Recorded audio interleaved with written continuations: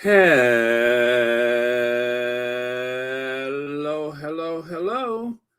Welcome to Royal Sussex Live. Connie Balmer! Hey, Connie. I had you in mind today. I said, I have got to go on earlier because Connie Balmer needs her rest. So here I'm is. Let's see here. Rosa Roberts was first. T.T. Carter, Black Queen, Lydia Washington, who's reminding you guys about the poll. Don't forget about the poll. You can vote as often as you like. Let's see. Oh my goodness. There was a new video from the royal court earlier. Very cool. I hope you're all subscribed. Okay. Okay, all right. Let me open up another screen so I can see what you guys are seeing, and that will be helpful. And there we go. Very cool. And there's an echo. Okay, very cool. Got it. Got it. All right. And I will put the link for that poll. Okay. Well, Church Nelly has the Royal Court link so that you guys can go and subscribe to that Sussex friendly space. All right. So hello to Rosa Roberts. And okay. Let me see. Oh, got a new subscriber. That's how I like to start my day. Thank you so much, Perlina Answer. Thank you for being the newest member of Royal Sussex. And happy Tuesday to you. Happy Indictment Arraignment Day. Thank you very much. Okay. All right. Very good. All right. So let me see here. Karen is here. Lorna Williams. All right. I'm just going to scroll all the way down to the end, make sure that there are no more of those super chats, super stickers, and new members before I get started, because I don't want to pass anyone over. All right. So it looks like we're good. All right. So let's get started then. So, Coronation. No thanks, sir. No thank you, sir. I'm sorry. No thank you, sir. It doesn't seem like anybody's interested. I am shocked. I am just absolutely surprised the lack of interest in seeing that overindulged, overprivileged, overbearing, overpriced monarch celebrate by being anointed with holy oil all the way from Jerusalem. Not just him, but also his wife, his current wife, his new wife, directly from the registrar's office, because the Church of England refused to, have a marriage in the actual church, although there was a blessing ceremony, but they didn't want to have a marriage in the actual church, seeing that they are both divorcees. And anyway, wasn't there a song, "Been Around the World"? And yeah, they had both been around the world. Hey, Mama Jane. They had already discovered the mysteries of life officially. So, Mama Jane, thank you so much for the super sticker, and thank you so much for being here. Yes, try again. Thank you very much. So, they had both been around. That's what I'm trying to say. And so it wasn't like this was this marriage of virgins. Neither one of them. Like a good pair of comfortable shoes, they had both traveled before they got married. And anyway, not that there's anything wrong with that. I'm not being a prude, but if you guys remember the standards of the 1980s when Diana was married, um, things have changed a whole lot. As a matter of fact, it is because of those standards that essentially that relationship was doomed from conception.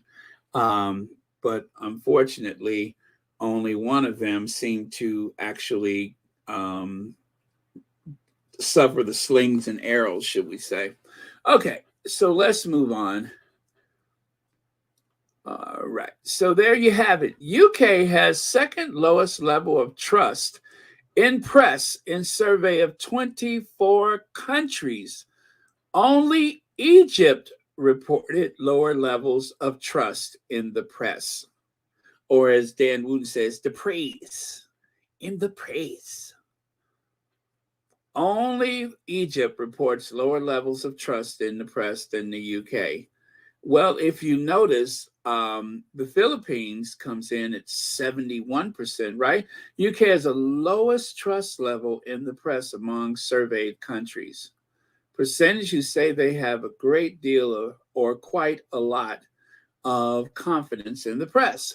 Well, the Philippines, 71%, Japan, 70%, China, 68%, Iran, 60%, Nigeria, 54%.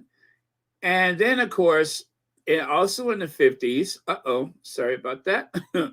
Also in the 50s, forget you saw that, Indonesia, South Korea, Canada, Sweden, Norway, Brazil, Germany, Spain, Russia, France, en français, Italy, the United States, Mexico, Poland, Morocco, Australia.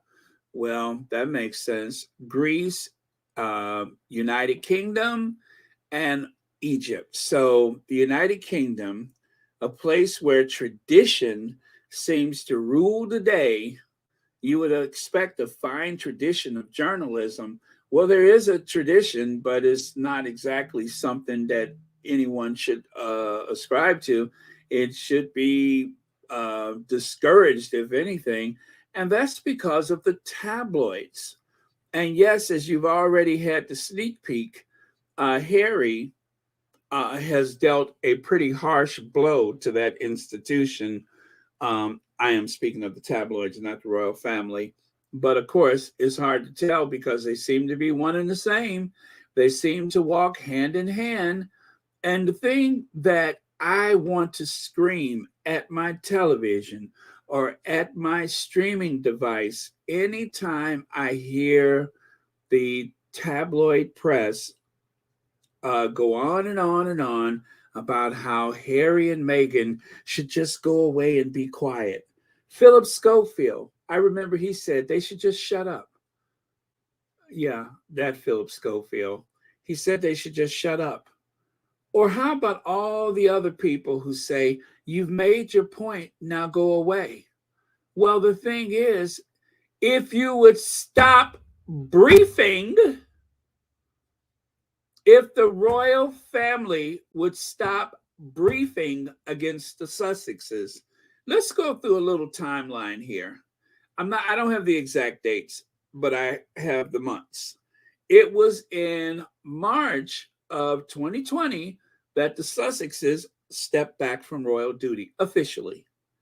And it was March of 2021 that Harry and Meghan sat down with Oprah Winfrey and tried to give the definitive interview that would somehow show people the damage that is being done to them because of the briefing. I've nearly lost my wife because of the briefing. Or as Meghan would say, I nearly lost my whole being because of the briefing.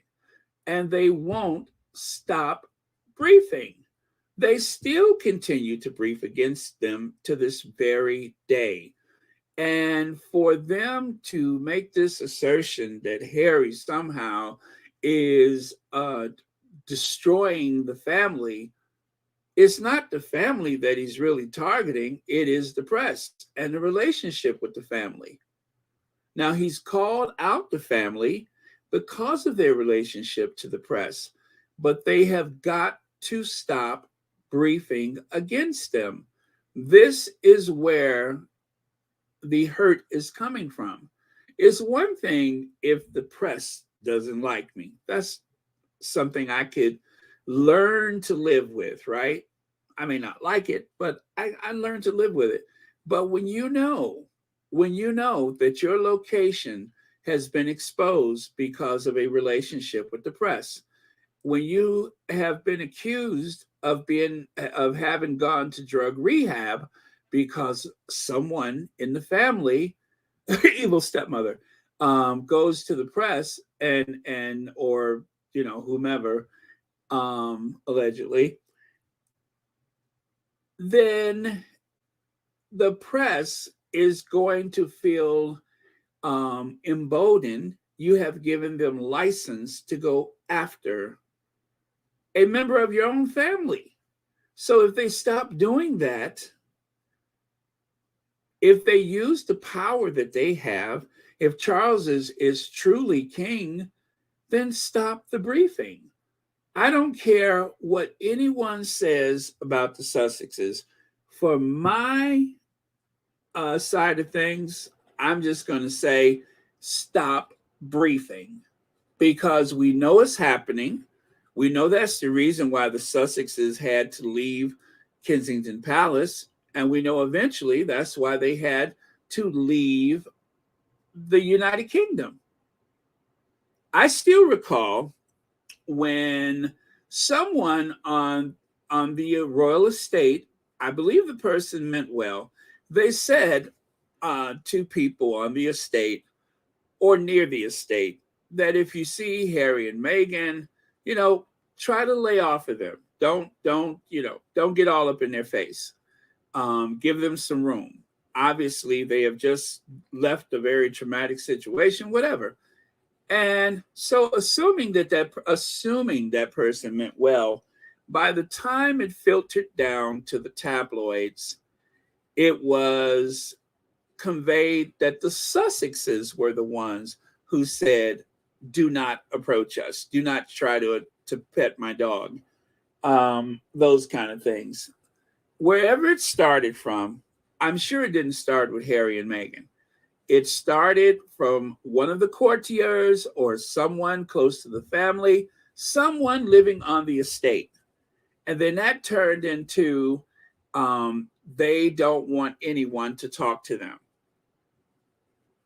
It's not logical. It doesn't make sense that they would do that.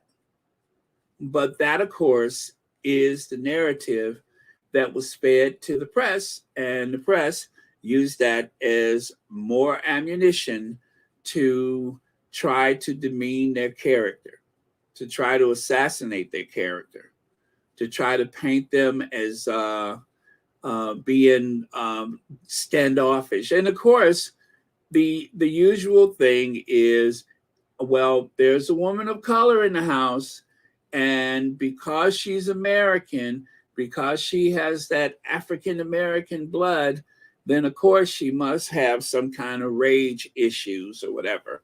So that is one of the types of briefing that I think caused the bad blood.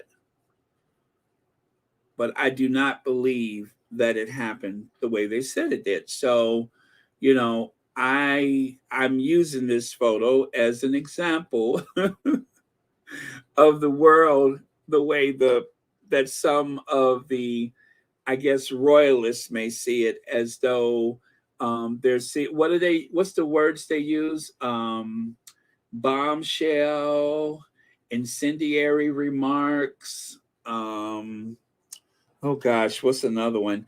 But anyway, that is the type of language that they use. This is how they see things. So Harry went to court, and I mean, figuratively speaking, yes, he did kind of set things on fire.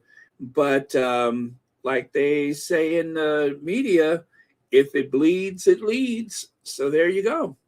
Let's see. Silly Outcome says Harry and Meghan never wanted people to stop talking to them. They just wanted people to never lie about them. Press just wanted to play the dumb role. Exactly. And they wanted clickbait.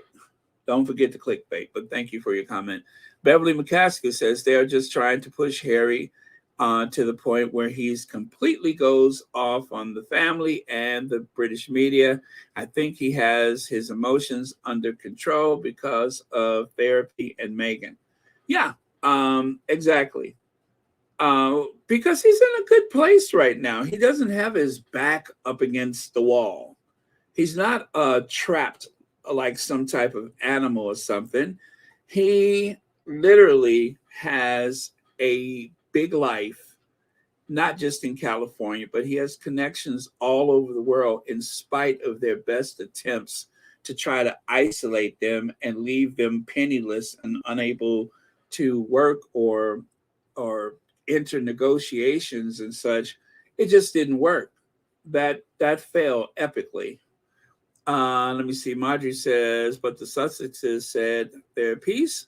Um, they you don't hear from them except working, but the palaces keep them front and center through the UK press, even when they are quiet and are still and they are still in the news.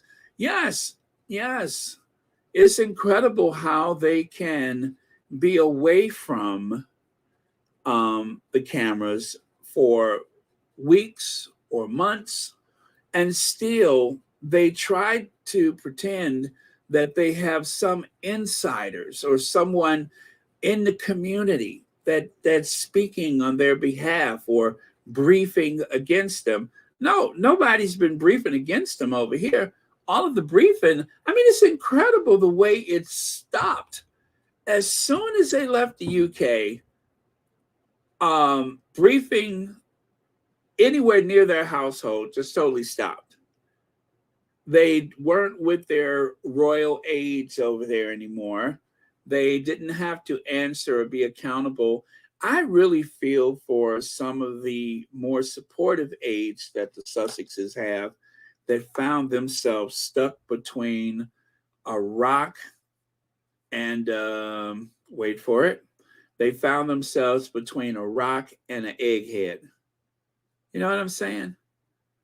It is very difficult to not, I guess, it's very difficult for any of the staff that the Sussexes have to not show deference to other family members like a William or like a Charles, because essentially, as I've been saying for the longest, William was the king of Kensington Palace. That was his domain. He was the senior royal. And so I could imagine the type of pressure that he probably put on staff members for either household. Could you imagine the pressure? And then, of course, you had some of the people that were never really Harry and Meghan's staff. I won't name them, but they were actively working against them. KDV, thank you so much for the super sticker. And Chef Sandy Love, thank you for the super sticker. And thank you both for being members of Royal Sussex. Still a bargain at just $4.99. Oh, you guys, let me have another sip of this coffee because it is raining. And baby boomer and rain equals crawl back up in the bed. Oh man, I was doing good, and I hear it rumbling outside, so there's a bit of a thunderstorm. You know that's sleeping weather. But I'm going to try to hang in there. I'm going to do my best.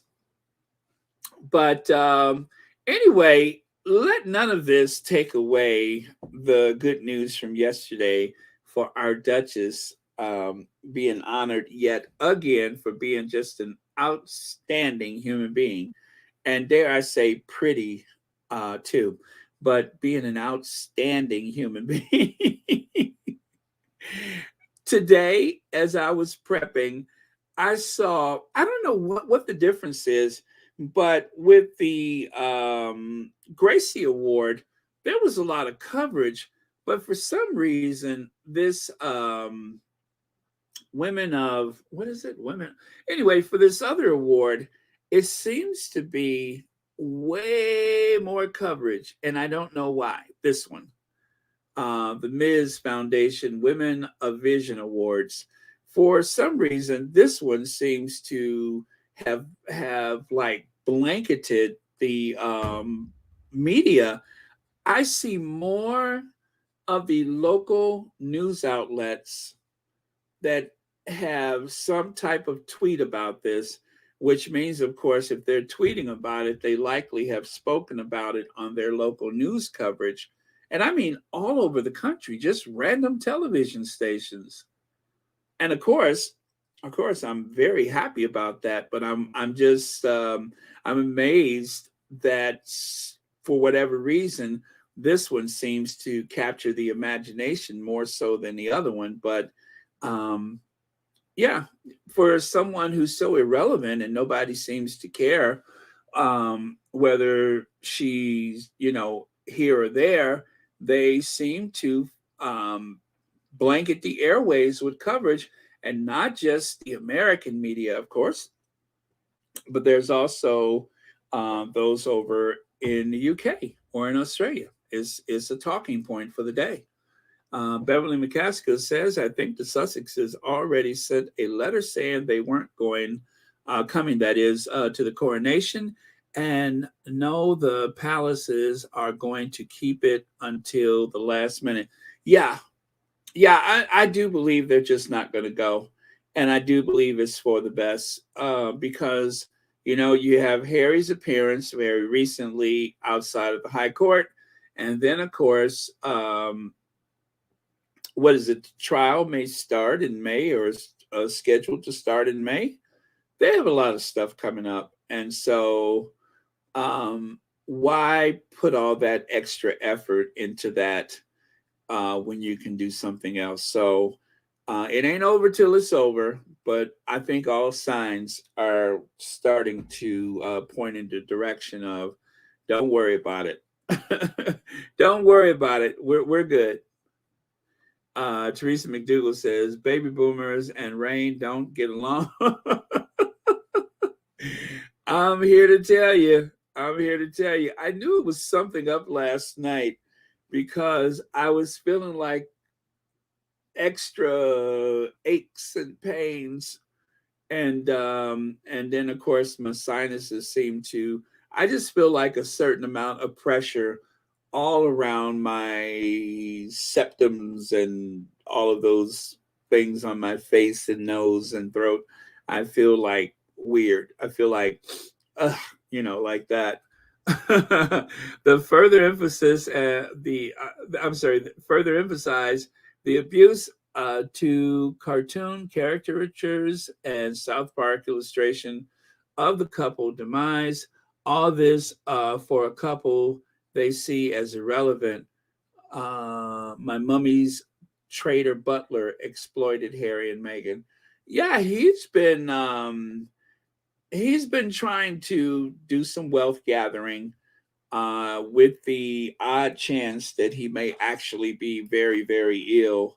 I think that he's trying to get some things in order with his family. And instead of using what may be his last time, and I'm not hoping that it is, but what may be his last days, he's using that time to prove Harry's point that he was disloyal and probably a bit devious. And of course, if we don't even need to hear that from Harry about Mummy's butler, but the actions that were taken when Mummy died, when you're up all hours of the night, taking your car back and forth and putting a, I mean, who puts a writing desk in their car for safekeeping? I mean, I can understand if there's a few papers and personal effects, but over 300 personal items clothing that still smells of Diana's perfume, underwear, Versace gown, um, stationery, handwritten letters. All of these things you have in your personal possession, and we really don't know that it was all returned. The police raided Mummy's butler's house, and this action took place right after Diana died. Right after Diana died, that's when it all started. William's okay with it. William's okay. He's going to be king one day, remember? Okay, so I saw this yesterday. Um, and I when I saw this, I said, let me just make sure. I like to verify things. So Harry and Meghan urged to make up their mind over coronation as deadline approaches. Now that was from the 21st of March. The Duke and Duchess of Sussex are reportedly being factored into all of the planning for the crowning of King Charles III, despite not having confirmed their attendance. And then by the 23rd, Prince Harry and Meghan told there's no looming deadline to accept.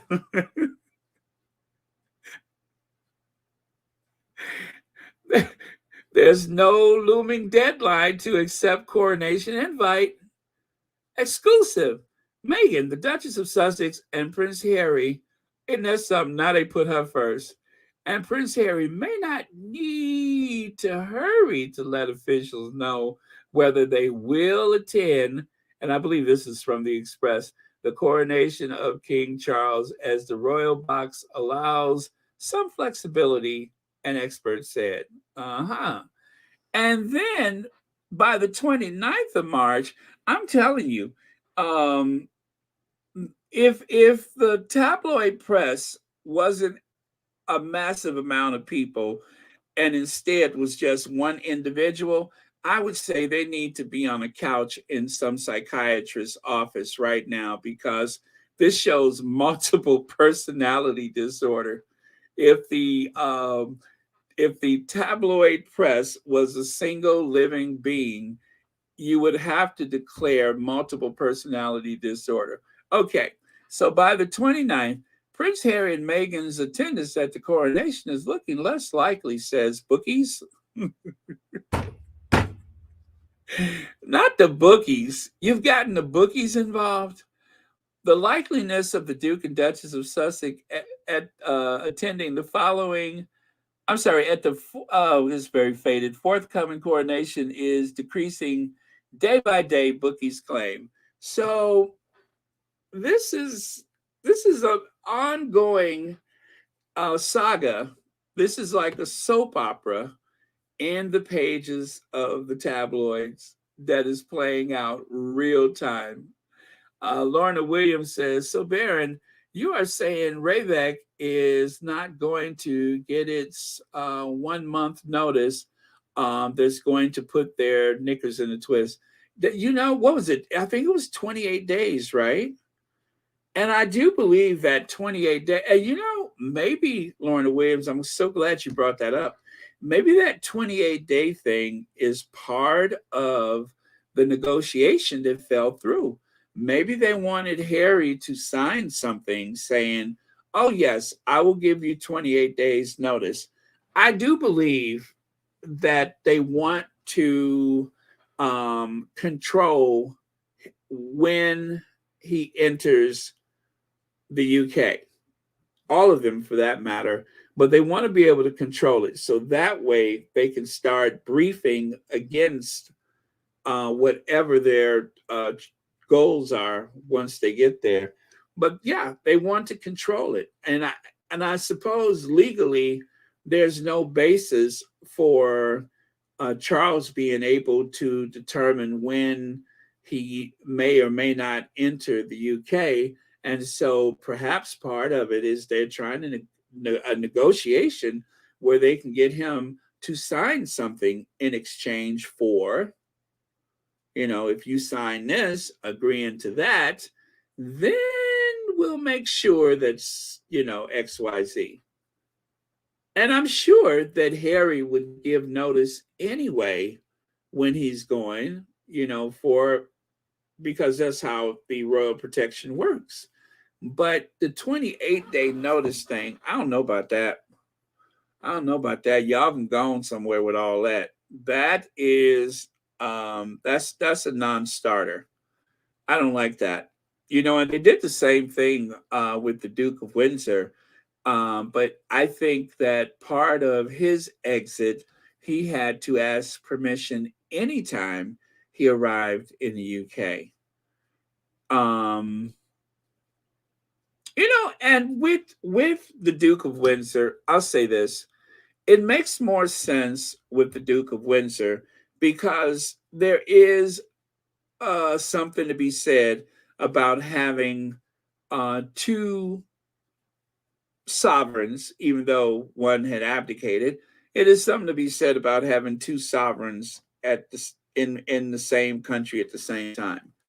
However, somehow, as the United States has, let me see, how many living presidents are there? Carter, Bush, oh God, one just got arrested. You have Obama, and then you have, of course, Biden. So there's 5, living presidents right now. One is still in office, and that doesn't seem to cause a conflict. And if anything, the one that went to jail, that's the real troublemaker. That would put it to the test. But I don't think it really makes a difference. Everybody knows who's on the throne. So it should not matter. Harry is not a threat to the institution. The institution is a threat to the institution, not Harry. Right? Like that lady said in that video, Harry no monster, Charles the monster.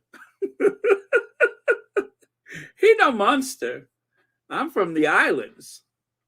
Harry no monster. Give the people their money. I love her for so many reasons. Oh man, God, that was funny. Let me see if I can find her. Where is she? Where is she when I need her, right? But Harry's no monster.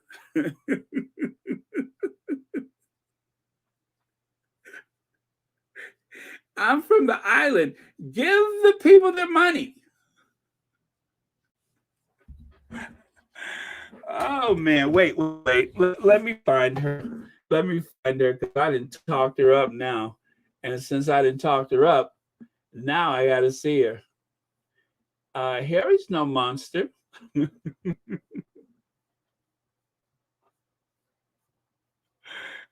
the. I'm so sorry. Okay. Oh no, that's not it. That's not it. Since I have talked it up. Oh man, now you know what? I forgot the name of that video. Oh well, I'll have to come back to it. I forgot the name of it. Lord have mercy. I know that's not it. Oh, that's it, I think.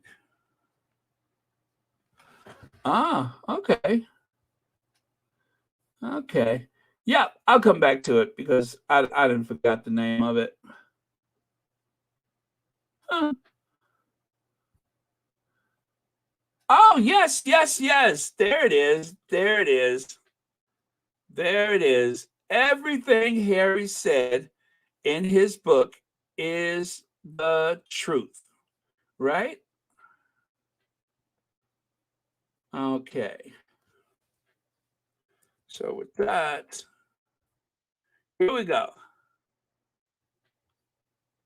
Of Prince Harry, and Prince Harry should be king. He should be king. Prince Harry, not William. William and all of them in there, Camilla is the wicked witch of the devil himself, because she is part of why Princess Diana is not here. I do not like them. I am from the islands, and we don't need them in the Caribbean. Get lost. Demolish the monarchy. This is 2023, okay? And I will support Harry 100%. I do feel for him. Yes, I do. And everything in the book is the truth. And Charles is the monster, not Harry. Harry is no monster, not Meghan. He's bringing the story out right now. They are evil people. They are not nice. Behind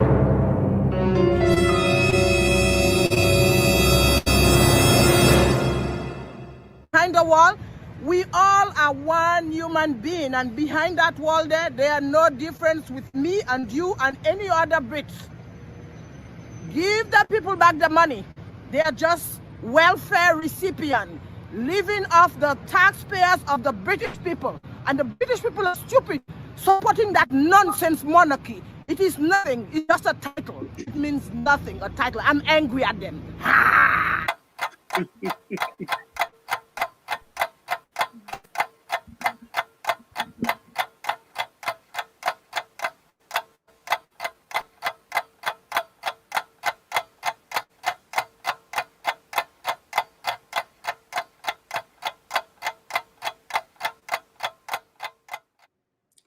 Give the people their money. Well, oh, wait. Is she here? Let me scroll back. Well, hello. I hope you are safe and well. Glad to hear from you. You know, quietly, like any older person, I'm always worried and concerned, but you have to give people their space and their independence. But well, anyway, you know how we move in the Sussex squad. We're glad you're safe. So again, I had to verify this because I wanted to make sure that this was not a reimagined thing. And there it is. Sure enough, it was real. But you know, sometimes I see some what I assume are screenshots from some of the squatties, but yet, you know, sometimes they will reword things. So again, always verify. And yes, all of those were true. And yes, I do think that the tabloid media has a bit of a personality disorder. So right there, Dan Wooten, Joe Biden apologists can come up with all the excuses they want, but snubbing King Charles' coronation shows he hates Britain, just like his pals Harry and Meghan. Talk about a load of crap. Trump would have made history by attending. Well, Dan Wooten is trying to kick a hornet's nest, and you know what happens when you kick the hornet's nest? Eventually, you're going to get stung. So I say that he's kind of playing with fire, but that has never stopped him before. The self-aggrandizement of his various columns is quite evident. He is attention-seeking, and of course, he is trying to be, I don't want to say racist, I'll say nationalistic, because of course everybody knows Joe Biden is a Catholic, he's Irish, and he's very proud of his heritage, and he's never made any apology for that. And just like I was saying about other things, like Charles being able to marry his side piece and then get anointed by oil in the Church of England, I'll say likewise, just remember it wasn't so long ago. What was it like? Oh gosh, it's been 60 years. It's well, about 60, what, 3 years since there was a big fuss about the Irish Catholic president, John F. Kennedy, and whether or not he would have his loyalties to the Vatican. So it's really history repeating. except this time it's not Protestant Americans that are going after the Irish Catholic president, but this time it happens to be, what is Dan Wooten? Well, let me see. I'm assuming that he's human, right? I'm going to start there. I know that he usually is up all night on the phone, obviously, because the calls are coming from inside the house. And of course, he has it in for Harry and Meghan. And aside from all of that, I suppose he is Church of England or Protestant. I really don't care.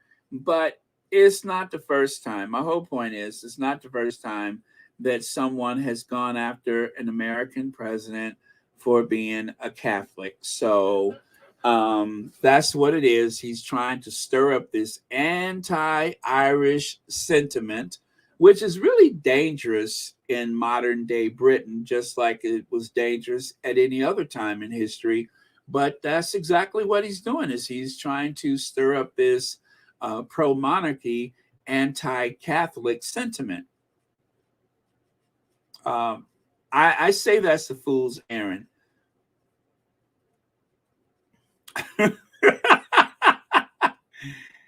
Royals don't guest edit magazines. Celebrities guest edit magazines. Oh, he was so, Black Queen, he was so outraged and so incensed that he nearly bit his tongue. Royals don't guest edit magazines. Celebrities guest edit. You get me? And then he says, you get me? Only for, let's see, how long did it take before Camilla edited, what was it, Dog and Pony or Hound Dogs and Bass Fishing or something like that? It was some magazine that she guest edited almost the next day, wasn't it? So, that doesn't make sense.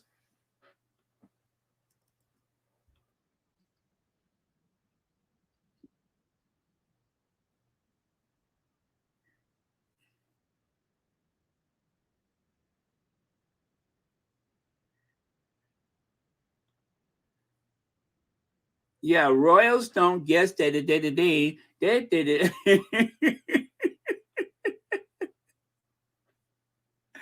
That's right, Church Deli. That has never happened.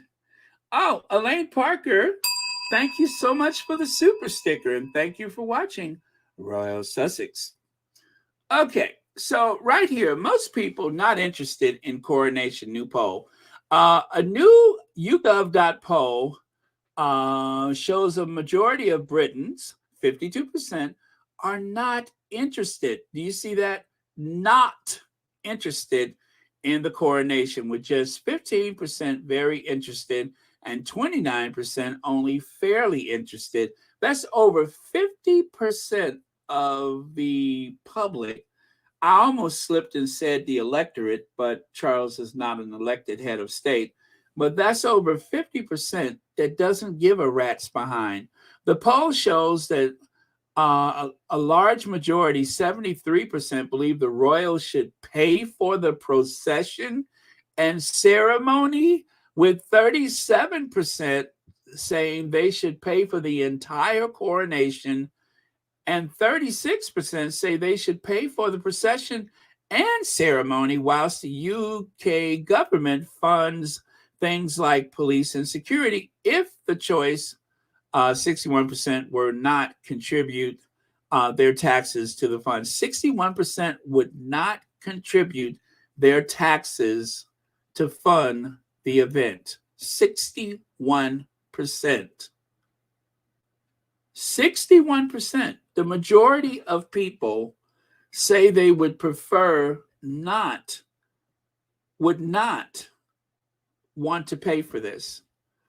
Campaign Group Republic welcomed the results and called on broadcasters to do better in reflecting the diversity of views on the monarchy and the coronation. Speaking for the group, Graham Smith said today, when only 15% are enthusiastic about the coronation, and according to other polls, more than 30% want the monarchy abolished, it's hard to claim this is a national celebration or that we're a nation of royalists.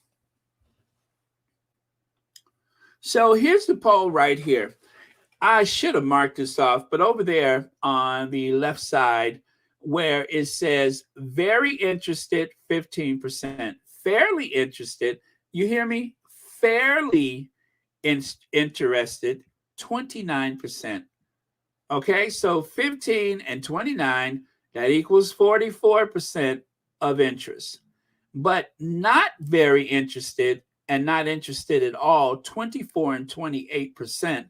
That's 52%. 52% totally not interested. And of course, all the other figures that you see there.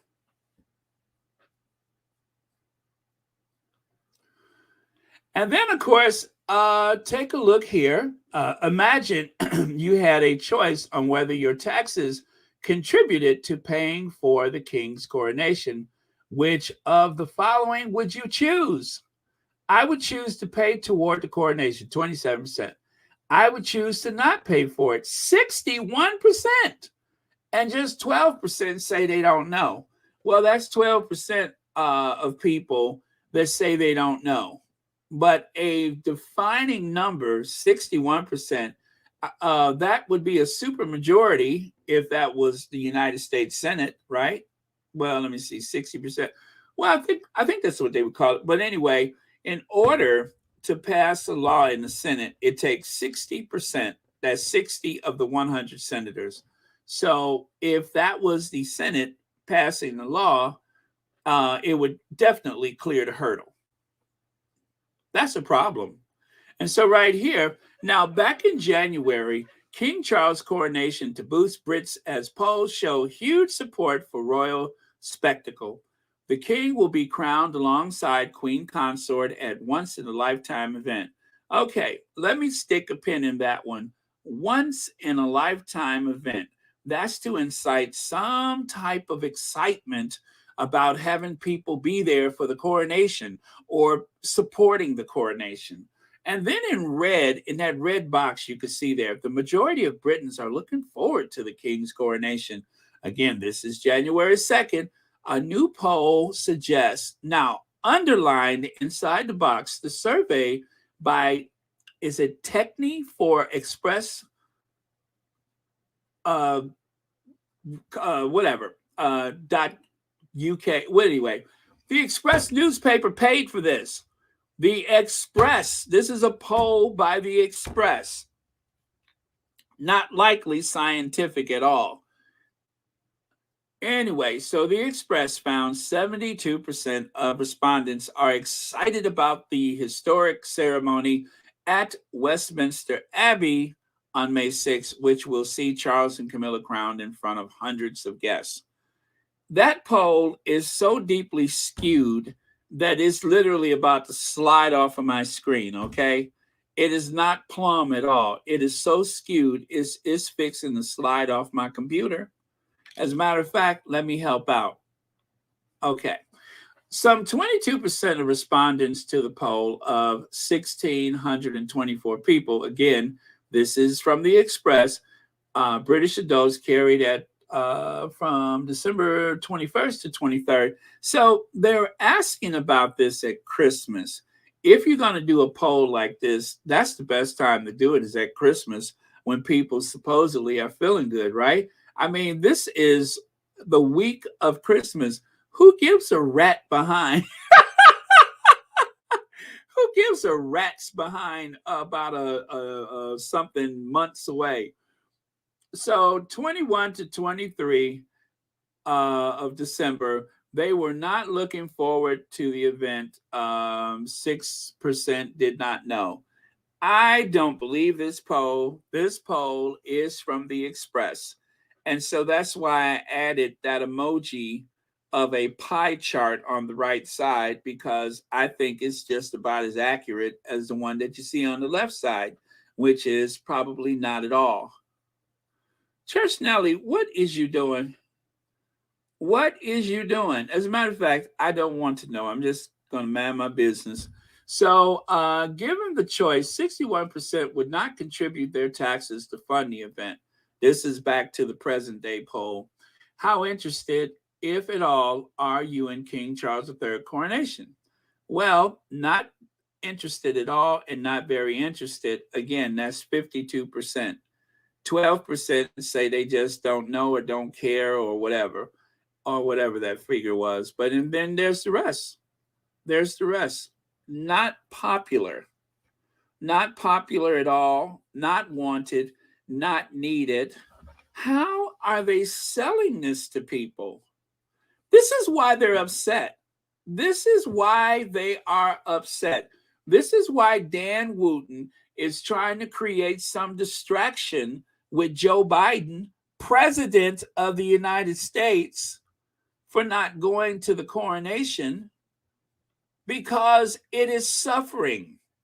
The popularity of Charles is exactly what it was before the Queen died. Not very much at all. So the tabloids target Biden. The coronation looks doomed and getting worse. I just said that yesterday before I even saw the polls. Before the polls came out, I saw that. I said that. And it is still the truth. It is doomed. It is, and of course, Petal spoke about this today, about the timing of this. No matter how this happened or who's responsible, it shows a lack of discipline. These photos actually speak for the state of morale surrounding the royal family right now. This is the morale that circles the royal family. Within the institution, I'm sure it's business as usual, but outside, I'm not paying you any attention, but outside of the institution, this is what the world looks like. This is what their world looks like from the outside looking in.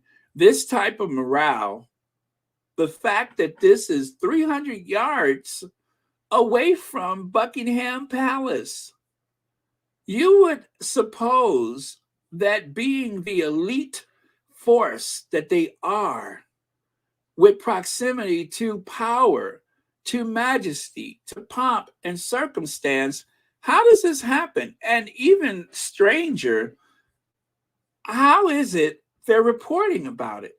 We're not supposed to know anything about this, but yet there it was, the front page of the Veil. I smell a Wooten, a rat. I smell a rat. Not Wooten, rat. Big Mama says, who gives a flying fart in space? What the orange man is after. Americans don't care. They are grasping straws, trying to make Britain believe in a dying monarchy, trying to blame everyone else. That is so true. That is so true. Yes, Dan Wooten is from New Zealand. He's from New Zealand, and he went to school with Jason Knopf. They were in the same class. They already know each other. They have a lot in common, including pulled pork sandwiches. As a matter of fact, I believe that's one of the reasons why he was hired, Jason Knopf, because of his love of pulled pork sandwiches. And the other person who loves a good pulled pork sandwich, well, anyway, y'all know. But yeah, there's a lot of pulled pork sandwiches going on at Kensington Palace.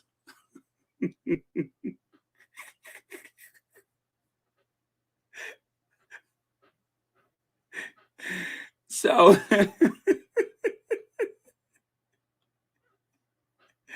so one of the prerequisites of being hired at the Kensington Palace seems to be whether or not you enjoy a good pulled pork sandwich, right? Right. So,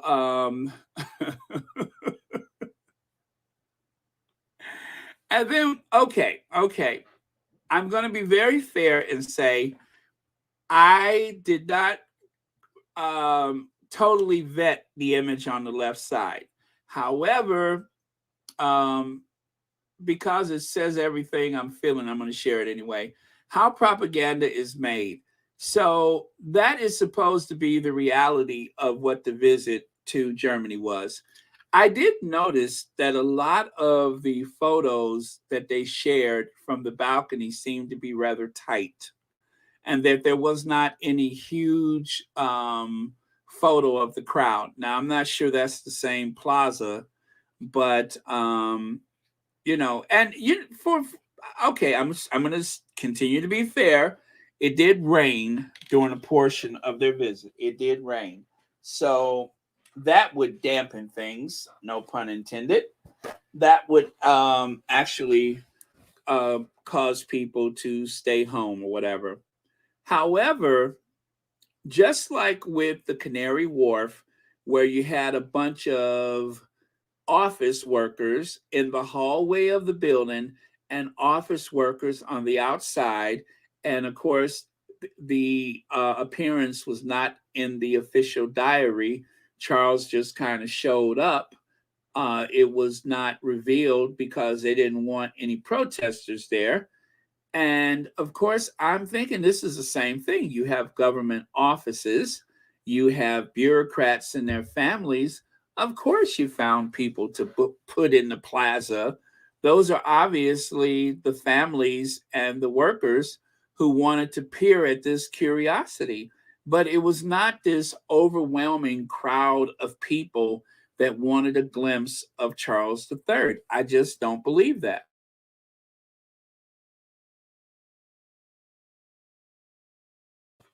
I think it's like with any other royal visit, you bring the kids out of school, you let the office workers out for an extended lunch break or whatever, and that is how you get those amazing images. And of course, you have to pass out flags, and that's how that works. Shelley J says that is what he gets for being petty and putting it on Prince Archie's birthday. If he were smart, he should have had the coronation last month. The closer it gets, the more people are against it. Yes, Shelley, you're absolutely right. Because let's take a look again. Um, this is the very contrived, made up polls from January. And then, of course, these are the figures that are more recent. The longer it takes and the more people get to know Charles, the less, or let me say, the more people are reminded about Charles, because he's always been pretty dull and lackluster. And so it doesn't really help him very much. You're so right about it. It doesn't help that there's an extended period of time. And in terms of people in deep mourning for the Queen, well, that seems to be non existent. The Queen has been pretty much, I mean, come on, nobody mentions the Queen. There's no great outpouring of emotion like you would expect from 70 years on the throne. Now, some may argue that a lot of the people that were there at the time, well, they're gone. I mean, most of the Queen's friends have passed away. She was like one of the last of the group. All the ladies in waiting passed on to their glory years ago that were there at the coronation. So that's the other part of it, is that there's a whole generation, as they say about World War II, the greatest generation. People who fought in World War II are 100 years old now, the ones that survived. So, yeah. So anyway, the BBC Ministry of Propaganda. Bum, bum, bum. From the BBC Ministry of Propaganda. Well, I see plates of gold and silver too. I took a knife and stuck it in my shoe, and I think to myself, I'm going to the coronation. I'm pretty sure the president of South Africa will be invited. And just like last time with the Queen's funeral, there'll be no carriages. They'll probably put them on a luxury coach. I rode by the palace and looked in Kate's eyes. She smiled at me and squeezed my thigh.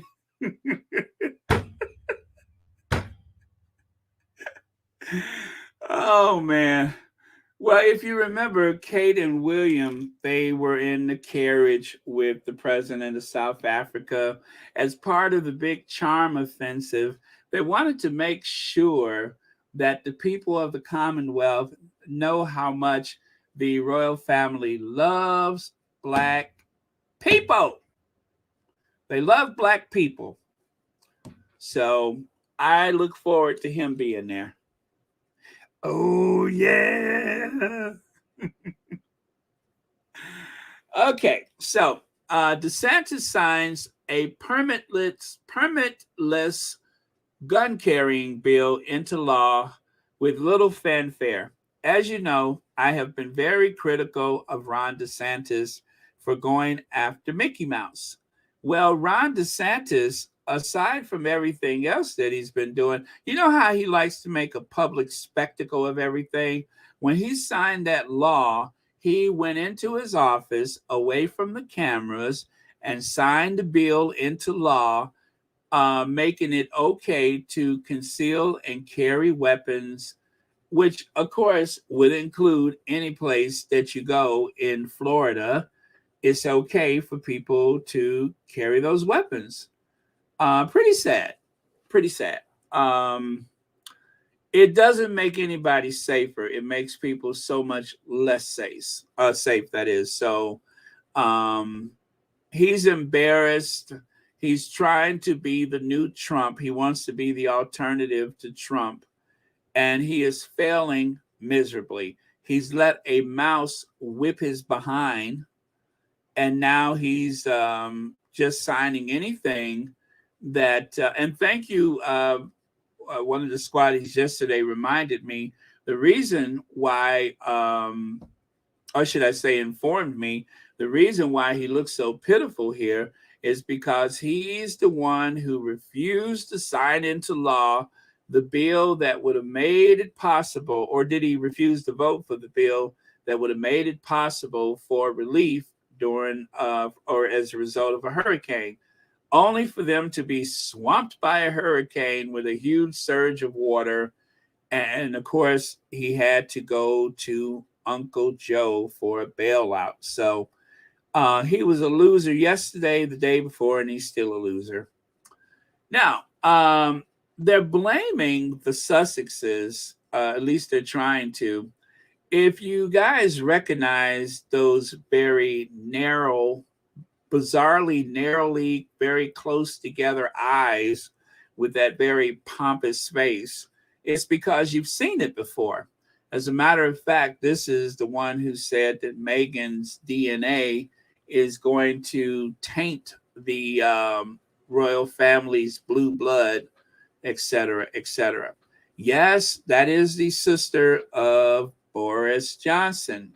Her name is Rachel. Yes, just like Meghan, Rachel. And she believes that it's the Sussexes' fault that there is this lack of interest in the coronation. She believes that because the Sussexes have spoken their truth, because they have pushed back against the hostility that they have received since they first announced their relationship, that it's their fault that nobody's interested in the coronation. Oh, I'm sorry, Leg says a super chat. Weapons law is a deflection from the Disney loss. It is, Legs. It is very much a deflection because he allowed a mouse to whip him. He has been let's say, essentially pistol whipped by a mouse in the middle of Fifth Avenue.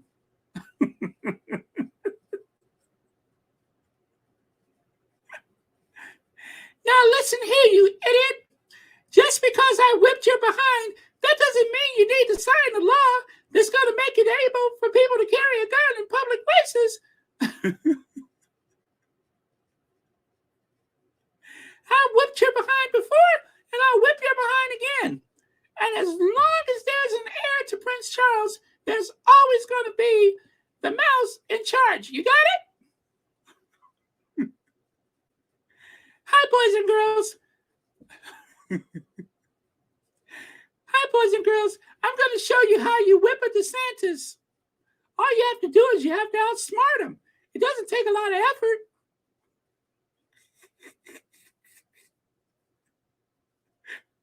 You let a mouse whoop your behind. You have been whipped by Mickey Mouse.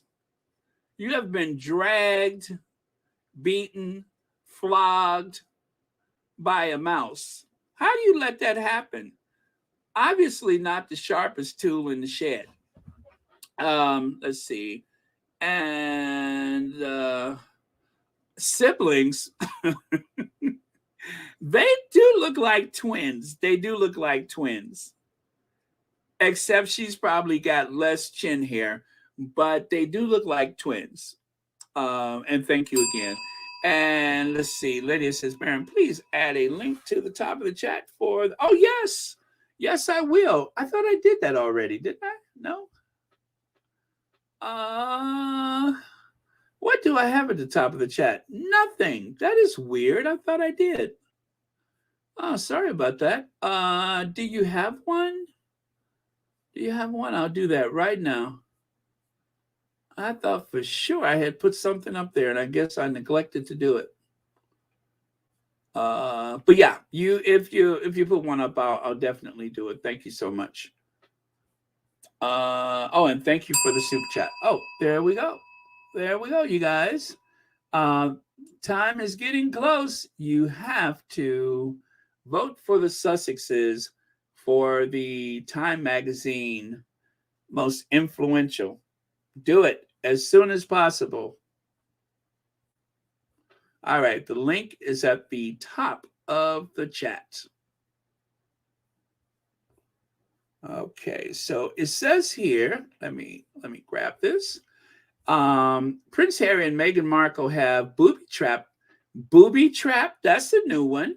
Not bombed, not blasted, not bombshell, not torpedoed, but booby trapped. Okay. They have booby trapped the king's coronation for pop stars worried about alienating their audience, according to Boris Johnson's sister. Rachel Johnson reckons that is why the king is struggling to feel the bill for the extravaganza taking place at Windsor Castle on May the 7th. It's not an extravaganza because nobody's coming. A host of A-listers are believed to have knocked back the chance to appear at the gig. Ed Sheeran and Adele both rejected a chance to play due to scheduling conflicts. Other big names have passed on the chance to serenade His Majesty, including Harry Styles, Elton John, Kylie Minogue, and the Spice Girls, who famously met him at a royal gala back in 1997 when Jerry Halliwell planted a kiss on his cheek, breaking royal protocol. And Johnson reckoned the support for the Duke and Duchess of Sussex among the younger demographic is the reason acts are reluctant to get involved. But wait a minute, I thought Will and Kate were the ones who spoke to the young people. Am I wrong about that? I thought it was Will and Kate that seemed to have the pulse of the young people. Writing in the oldie, she said, Harry and Meghan have booby-trapped it. Johnson added, don't be cross with Harry Styles. Blame Prince Harry, Oprah, Netflix, and Spare. Well, you know what? At least we know that people are listening. That's what I get from that. At least we know people are listening. And I am encouraged by the fact that people are listening. They understand that that institution is responsible not only for the pain that it inflicted upon the Sussexes, but Princess Diana. And if you want to go all the way back to the transatlantic slave trade, the East India Company, and of course, the various colonizations of countries all over the globe, it's 2023. And while we may have not had that conversation during the Queen's time, the times have changed. I mean, there has been an awakening. You cannot put that genie back in the bottle.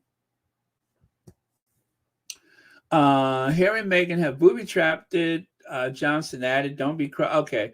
Pop stars used to queue around the block to serenade Queen Elizabeth. There are a few weeks to go. I mean, there are a few weeks to go at this point. The king would be lucky to book tribute band Rumors of Fleetwood Mac. That's pitiful. Who I note are playing close by at High whatever on May the 7th. Well, you guys, I still think that there may be like an 11th hour booking to save face, right? They may have to pay more money, but I think in the 11th hour, somebody is going to come forth and perform at the thing. They just don't want that person or persons to be attacked on social media because they will get dragged on those Twitter streets. YM Droid says someone called D Kid Candle One Blow. D Kid Candle One Blow. He's what? Someone called D Kid Candle One and he's and blow he's out. I'm not sure what that means. I'm so sorry. I'm so sorry, YM Droid. I don't get the reference, but thank you so much for your super chat. Let me see. Okay, still got a bit to cover here. So there is the Spice Girls. That's when they planted the famous kiss on the cheek of Prince Charles, one of them anyway. You can vote multiple times. Many people on the Serena, Beyonce, Chef Andreas. Okay, that's good to know. Yeah, there's various reasons why you guys need to go to that list for Time Magazine and vote. Okay. Oh, let me see. Just got a PayPal, I think.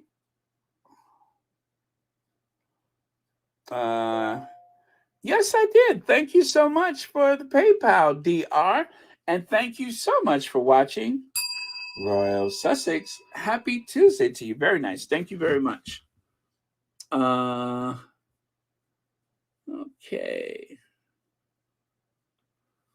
They go with the broke protocol. Please, someone give me a list of protocols. I am so tired of hearing about them. And you notice it's not mentioned as much since Meghan is not working in the firm anymore. But when she was there, it was like everything she did was protocol this, protocol that. I hope in the future they will take some type of measures to, well, you know what? I'm not even going to hope for a future of the monarchy because an institution like that, if you can't seem to get it right, you probably just don't deserve to exist. So let's talk about this, shall we? Let me have a sip of water. Back at you.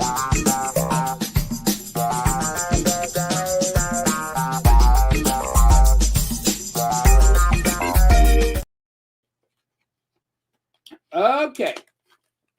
So, is it Iowa lost and LSU won? When the white girl did the gesture, she was praised. When the black girl did it, she was called classless. Isn't that a recurring theme?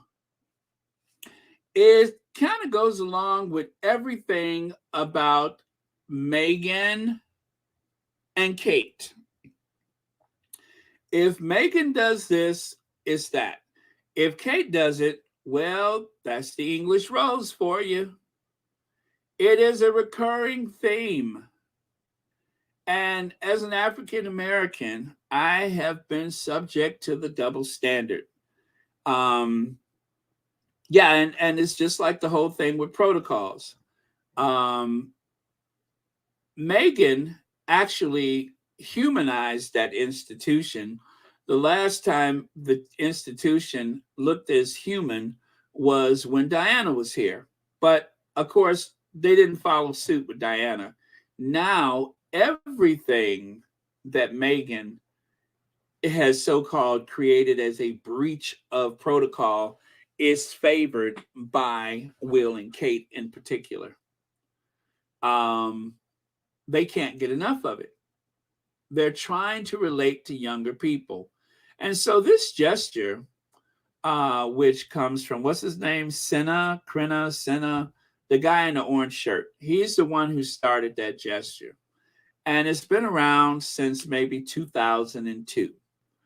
And so when the girl above there in the Iowa shirt, when she did it, it was considered bold, and it was supposed to invigorate the team, and it was supposed to have been good sportsmanship or whatever. But then, of course, when the black girl does it, all of a sudden, she's being aggressive, she's being tacky, disrespectful, unsportsmanlike. And so when it was mentioned yesterday, I was at a terrible disadvantage because I didn't know what anybody was talking about. But then last night on the Twitter, that was all they were talking about. Oh, he actually stole it from, okay. Okay. I mean, well, that's that. I think that when people see it, they attribute that to him. But of course, he's probably not the first person to do it. It's a gesture for someone who has multiple winning rings for whatever sport, right? And so I guess he's kind of branded it as his own. But yeah, I can believe he didn't start it for sure. But it's part of his brand now. And so people liken it to him, but wherever it came from and however it started at this moment is the problem. So one of the things, thug, and then ghetto, unprofessional, bad for the sport, carried, whatever that means, fake champion. And then, of course, when the other girl committed the same offense, queen, competitive, hermithy, good for the sport, champion in our hearts. Those are just some of the responses that have been tweeted back and forth. So what's the difference here? What is the difference? Now, yes, the LSU player, she is a very high energy player, and she lives her life full of high energy. But then again, the person who has been the most famous for that gesture does the same thing. And so if the white player from Iowa, which is a red state, if the white player from Iowa does that gesture and then somebody gives it back to her, then all of a sudden there's a problem with it. There seems to be something, and it's the same thing with the first ladies. I will never forget looking at the internet after Trump stole the election in 2016, and they had a picture of Melania, and somebody, well, not just somebody, but quite a few people said, oh, finally, we have class in the White House again. We finally have class in the White House. And if you look at any of those conversations from the derangers, it is the exact same conversation. Class versus trash. And almost always, if it is a person of color, then the behavior is trashy. But if it's a white person, then it's perfectly acceptable. And oh, how bold and innovative it is. It's a recurring theme. Now, enters Jill Biden. Dr. Scholler says, no, FLOTUS, which means First Lady of the United States. If Iowa won, you wouldn't invite LSU. That way, whiteness centers itself. I'm sorry, the way whiteness centers itself is exhausting. LSU wins the NCAA title.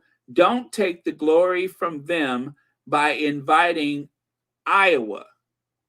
Caitlin Clark, I guess that's the other player, Caitlin Clark, especially after racist pile-on Angel Reese, which of course is the African American player. And so I saw the speech that Jill Biden made, and it was painful to watch because, as you guys know, I am rather fond of Dr. Biden, but it was awkward. It was uncalled for. It was very, very uncomfortable to watch. I would like to believe she meant well, but maybe she's just not really into sport. Maybe she just don't get it. I'm hoping that's the case. But either way, pull it back. It needs to be pulled back. I'm sure some of y'all don't understand why this is offensive. This is a comment from Twitter, but it's very much given this. Black folks have generations of stories about acts like this disguised as benevolence that really are about white comfort. I know my family does. White student made co-valedictorian with black student despite having lower GPA lawsuit claims. Again, a white student was made, he's using this as an example, a white student was made co-valedictorian with a black student despite having lower GPA lawsuit claims. After watching the women's NCAA basketball championship from the stands, Jill Biden says she wants Caitlin Clark and the Iowa to join victorious LSU at the White House. It's just not done. That is not a tradition. It's just not done that way. It's never happened before. You don't see the Bulls at the White House and then the team that they destroyed at the White House with them. You don't do it. It's not done. And so let me share a story. When I heard that, I used to watch The Apprentice. I watched maybe the first 2 seasons. This was the 4th season. And this is where my mind went. Okay. So just like this person, the first thing that he thought of was white student made co-valedictorian. It reminded me of Randall Pinkett. Also claims that Trump wanted him to share his title after he won the 4th season with Nancy Jarvis, a young white woman. That's what came to mind. I said to myself, Self, you've seen this before. You've seen this before. As a matter of fact, the person who's in New York right now is the person who did it. Now I tell you, I loved watching The Apprentice. As I'm not a New Yorker, most New Yorkers knew the real Donald Trump. It came as a surprise to most of the country. And once everybody got to know the real Donald Trump, we all began to look at him differently. Well, the real Donald Trump, I remembered this event just like it happened yesterday, because the fourth season, I kind of watched an episode here and there, but I was really into the first season. After that, I just drifted off. But this last season, I remember watching the finale, and Randall Pinkett, as brilliant as he is, as accomplished as he is, hardworking, he was supposed to receive a position with the Trump Corporation. However, the only things that he was allowed to do, and he was the only black person there, he noticed he was the only black person there. They wanted him to do a negotiation for a casino in New Jersey only because he was from New Jersey. Other than that, he was not needed, not wanted, and really not given any opportunities while he was there. Sean says, and he said, this is the Apprentice, not the Apprentice. Thank you so much, Sean, for the super chat. But yeah, so that is where my mind instantly went. So this is nothing new. This type of thing is nothing new. I'm very disappointed with Dr. Biden. I'm hoping that she will realize the error and gotta undo this. You have to pull this back. This is not right. And it is only going to get worse. It is only going to get worse if they do not fix this ASAP. Make it go away. Make it go away. Because this is a major slight, and it almost, if it was coming from Donald Trump, I would say surely it's a dog whistle. I'm going to give Dr. Biden the benefit of the doubt and say this is a terrible oversight. I just don't think she understands that it's not done that way. But then again, perhaps there is something deep in her psyche that will not allow for a white player or players to be seen as totally undermined by the talents of a black player. I mean, I hate to believe that, but maybe there's some type of subconscious bias that is at play.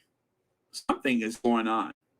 Maybe it's some kind of subconscious bias that is looking very racist. Now, right here, here's another example of how stuff changes. Prince Harry, Meghan Markle referred to their children as, children's royal titles for the first time while confirming the news of their daughter's recent christening in California. Prince Archie and Princess Lilibet did not receive the titles when they were born because they were great-grandchildren of the monarch.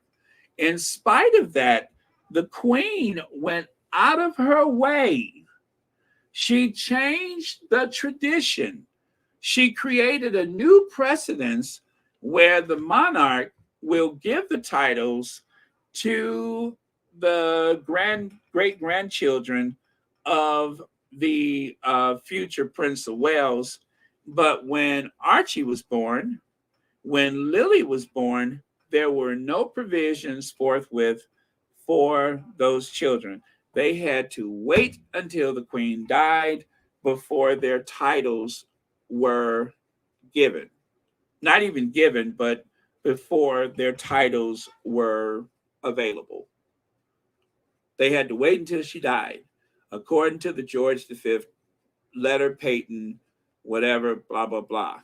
See how stuff changes when it's with black people? I say that all the time. It's almost like a matter of course that if it's somebody black involved, then all of a sudden stuff changes.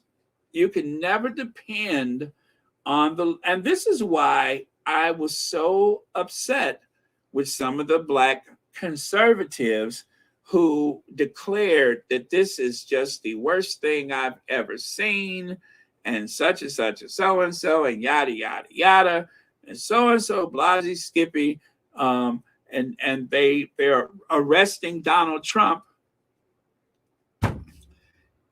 You would have to ignore 400 years of oppression to make that true. Surely, on the 55th anniversary of Dr. King's assassination, surely you've seen something worse. April 4th, the 55th year since Dr. King's assassination. Are you sure the worst thing that you've ever seen was a former president, a con artist who has always evaded the law with his team of lawyers? Are you sure that that's the worst thing you've ever seen?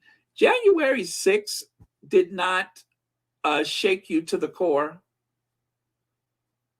Because I cried for 2 days. For a couple of days, I was inconsolable. I thought the whole thing was coming down. They have stormed the Capitol. They couldn't confirm the vote because of Donald Trump. And him getting arrested is the worst thing that has ever happened. Yeah. It sure is. Black Queen has a super chat. Barron, President Obama spoke out against the racist Boston police harassment of the Black professor. And that attacked him. So he had to go physically go to Boston and sit at I remember that in share a beer. I remember that. They had a little beer summit. All he did was say how stupid it was for this officer to confront Dr. Gates. And it was like, as a matter of fact, if Trump would have done something like that, it would have been a big fat nothing burger. And I'm going to show you why, Black Queen. I'm going to show you why. I got something coming up for that too. But it just goes to show that even though Obama was supposed to be the leader of the free world, you know, the top cop, the cream of the crop, President of the United States, when it came down to it, he still had to show his papers because Donald Trump insisted that he was not even a citizen. And there were Black people, a lot of older Black people at that were in tears because just like with this situation, you almost cannot even articulate how awful this is. And least of all, it's always going to be someone who is not Black that is going to say, are you sure? Well, are you sure you're looking at that the right way? I just don't see that. And that only makes the situation worse. I've had that happen to me. I know that that's probably happened to a lot of people, where part of the gaslighting doesn't even come from the usual places. It can come from someone you thought was your friend who will say, are you sure that that's exactly what it was? Trust me, I don't want to believe it either, but I think that there is some fragility that somehow has bubbled up to the surface. And even though this moment is supposed to be for LSU, we have to coddle those that society has deemed the most essential, the most protected of the species. We have to coddle them so that their feelings aren't hurt, so they don't look maligned or hurt. Or it's a competitive sport. That's what it's about. There's going to be winners and losers. As a matter of fact, Randall Pinkett said Donald Trump asked him Do you think I should hire her too? And he said, with all the confidence of an emperor, as the winner, as a military leader, but he's just a businessman who knows his value and worth. He said there can only be one winner. And instead of people siding with him, most people seem to side with Donald Trump. I remember this.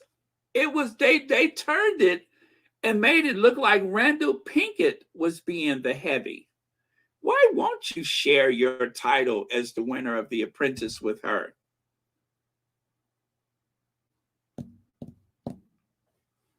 It's the same thing.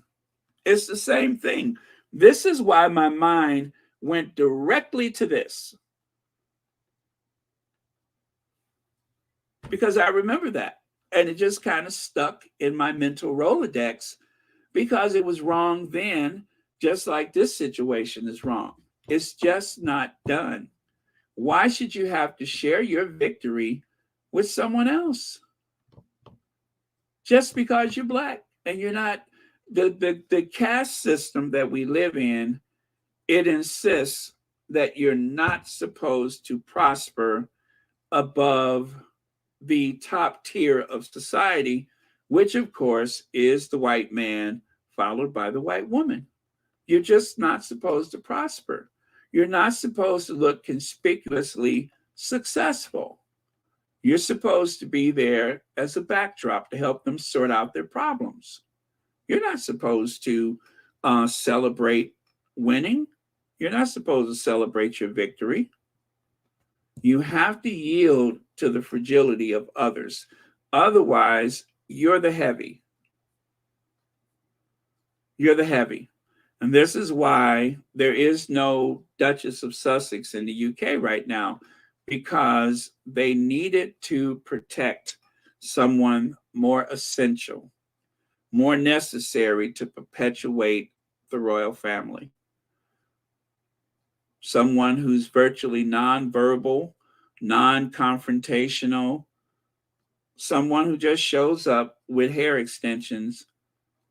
And that is the image for the family, not a person who has a voice, a person who has life experience. They don't want that. Anyway, thank you so much, Black Queen. And thank you, of course, for the super chat. But yeah, I'm very disappointed. Very, very disappointed with Dr. Jill. Lex says, I'm with you, Baron. It is why I still side-eye the Queen. She supposedly left things for a tampon, knowing full well what he had planned. She didn't care. Yeah, she did not. She didn't care. I think that any type of resistance that she had for change was pretty much bred out of her by the time she turned 30. By the time she turned 30, she had been molded into an image of their liking and just never progressed from there. And so for the 70 years that the Queen sat on the throne, nothing changed. Nothing progressed. People have, and I think that the thing that people will realize over time is that that's exactly what happened. Modernity had been held back for 70 years. Britain doesn't even have a car industry anymore. Their car industry is all but dead. And that is one of the reasons why the economy is in such a decline. They don't even have their car industry anymore. It's all but annihilated. Thank you for that, Lex. One more here. You should look up Owen Diaz and his Tesla lawsuit.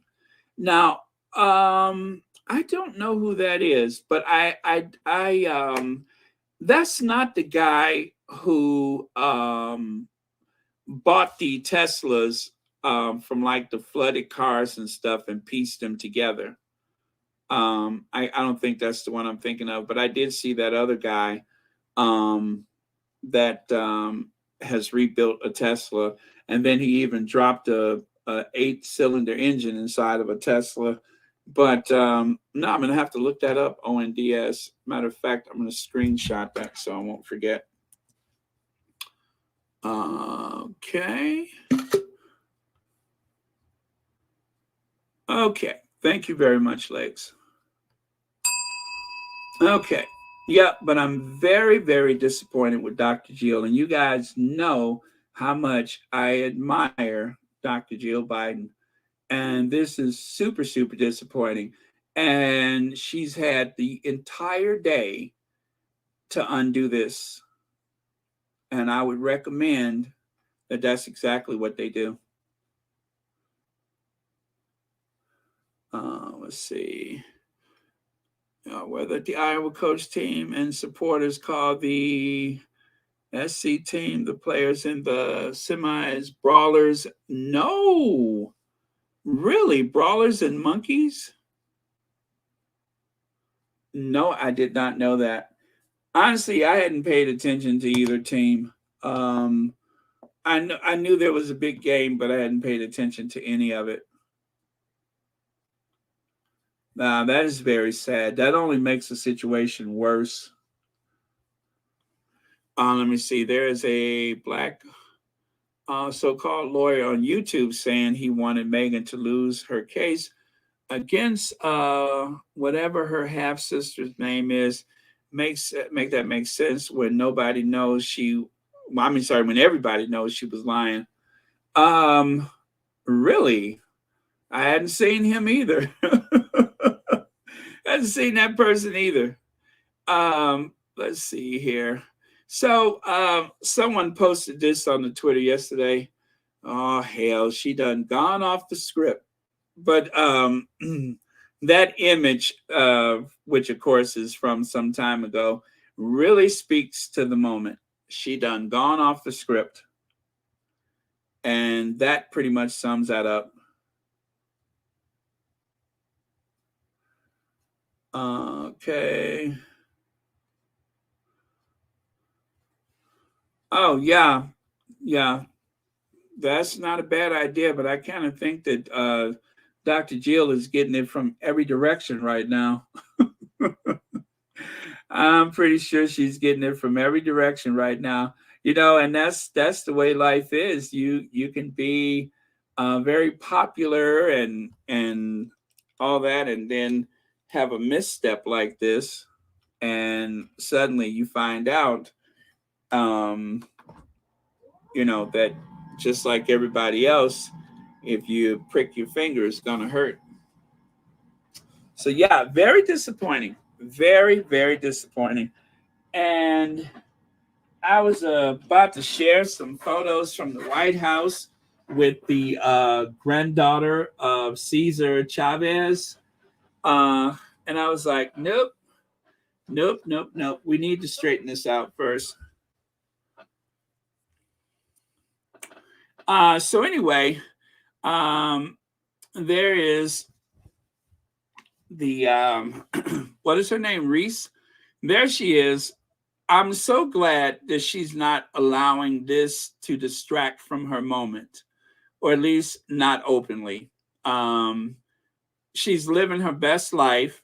As you can see, Neiman Marcus, Louis Vuitton, and something else she got there. So she's got plenty of flowers, and she's being regaled as the hero that she is, and life goes on. So White House or no White House, I'm hoping that, as I see, she's not allowing this to take her moment away. So good for her. Now, Prince William and Kate announced star signing of former world leader in major royal family coup. Well, that's what they're calling it, a family coup. Let me see here. royal email. So anyway, let me just say what this is about. The what do you call it? The former Prime Minister of New Zealand, Ardern, she has stepped back because, or actually, she stepped down because she found the pressure of her position was getting to her, Jacinda Ardern. And so, because of that, suddenly she's available for other things.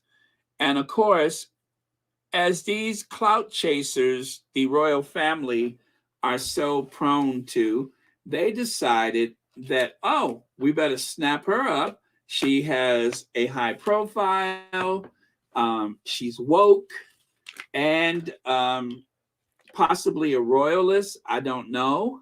But whatever the case is, she loves the environment and she has name recognition. We better snap her up.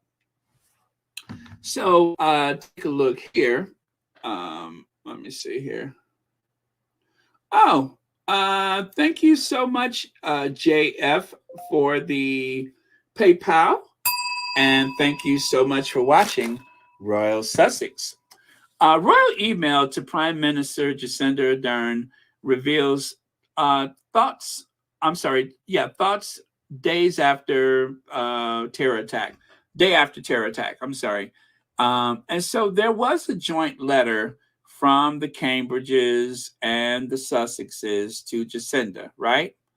And that's all well and good. But there was a good working relationship with Jacinda Ardern. As a matter of fact, it is revealed that also included by the Freedom of Information Act, which is how they got a hold of this letter, by the way, also included was, here we go, email was Ardern's invitation to Prince Harry and Meghan Markle to visit New Zealand in 2018, sent to the royal couple's private secretary, Ed Lane Fox. New Zealand would be honored to welcome their Royal Highness for their first visit to this country as a couple, Ardern said. I know that New Zealanders will provide an enthusiastic welcome for them, and I am confident that we can offer an enjoyable and rewarding official program that will enable the Duke and Duchess to meet New Zealanders in a variety of settings. Ardern messaged to Prince Harry and Meghan Markle on the birth of their son, Archie, was also amongst the emails with Ardern's wishing the couple congratulations. This is a very special time. I wish you all the best as you settle into your new life. And then here it says, Ardern also told the royal couple the New Zealand government had marked the birth with donations to two charities, Children-Centered Little Sprouts and Trees for Kiwi Babies. We look forward to the day when you and your son visit New Zealand and see these trees flourishing. The IOA response from the Office of the Prime Minister noted that the number of emails had been withheld, citing privacy to maintain the effective conduct of public affairs through the free and frank expression of opinion. So in spite of what they have said about, the Cambridges and the royal couple's coup by signing up Ardern, there was and probably continues to be a very good relationship with the former prime minister. But of course, you don't want to miss an opportunity to try to make Harry and Meghan look bad or to make it look like the Cambridges are winning. Let me see. Black Queen says, Baron Squatty Lola Love states that CNN reports that the White House recanted and only LSU is invited. If I was LSU, I would decline. Good. And thank you for the update. That's good. That is very good. That was a terrible, terrible oversight. It reeked of a dog whistle, if you ask me, and that's to put it mildly. I was very disappointed by that. But you know what? I give him credit for pulling it back. If you find yourself in a hole, stop digging. The worst thing to do would be to press ahead. It was a terrible, terrible oversight, a mistake, foolish, nonsensical, and it looked terrible. It looked terrible for the reputation of the First Lady and painful for LSU. But yes, thank you for that. Yeah. It's just one of those things that you can't unsee. You know what I mean?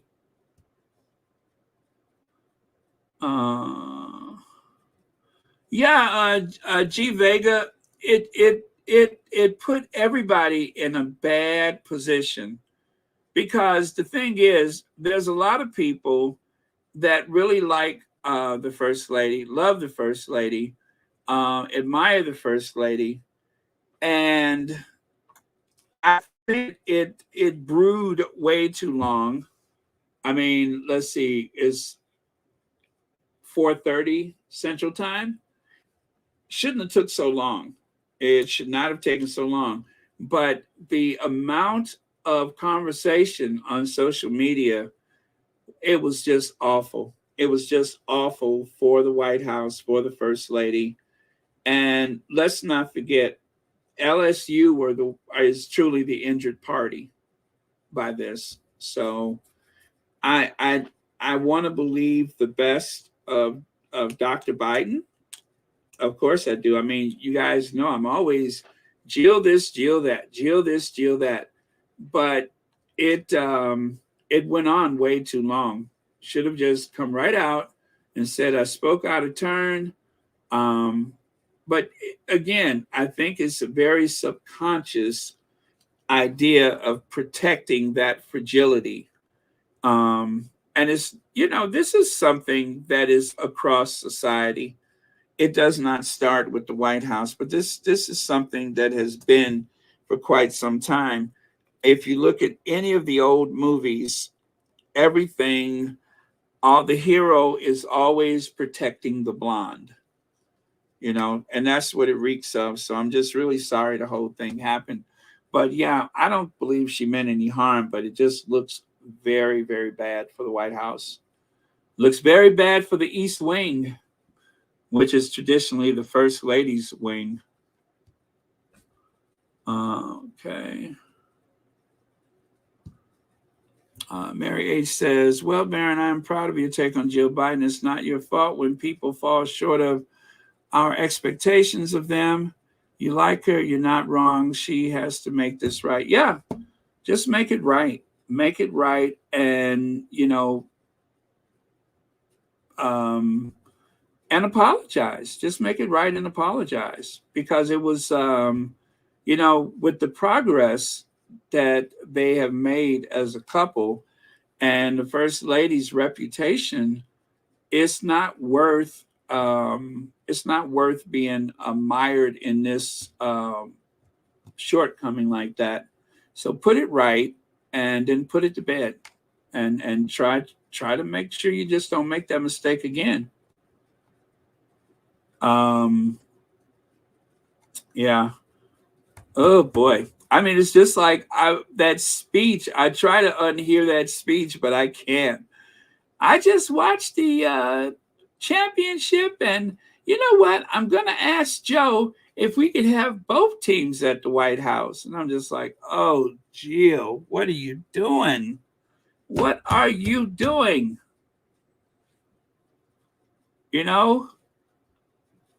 Where is it at? There you go. What are you doing?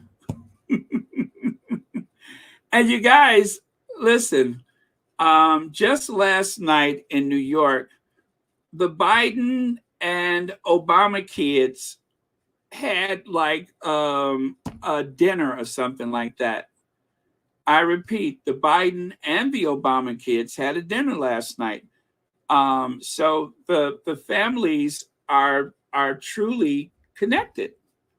They're truly connected. It wasn't just something for the White House.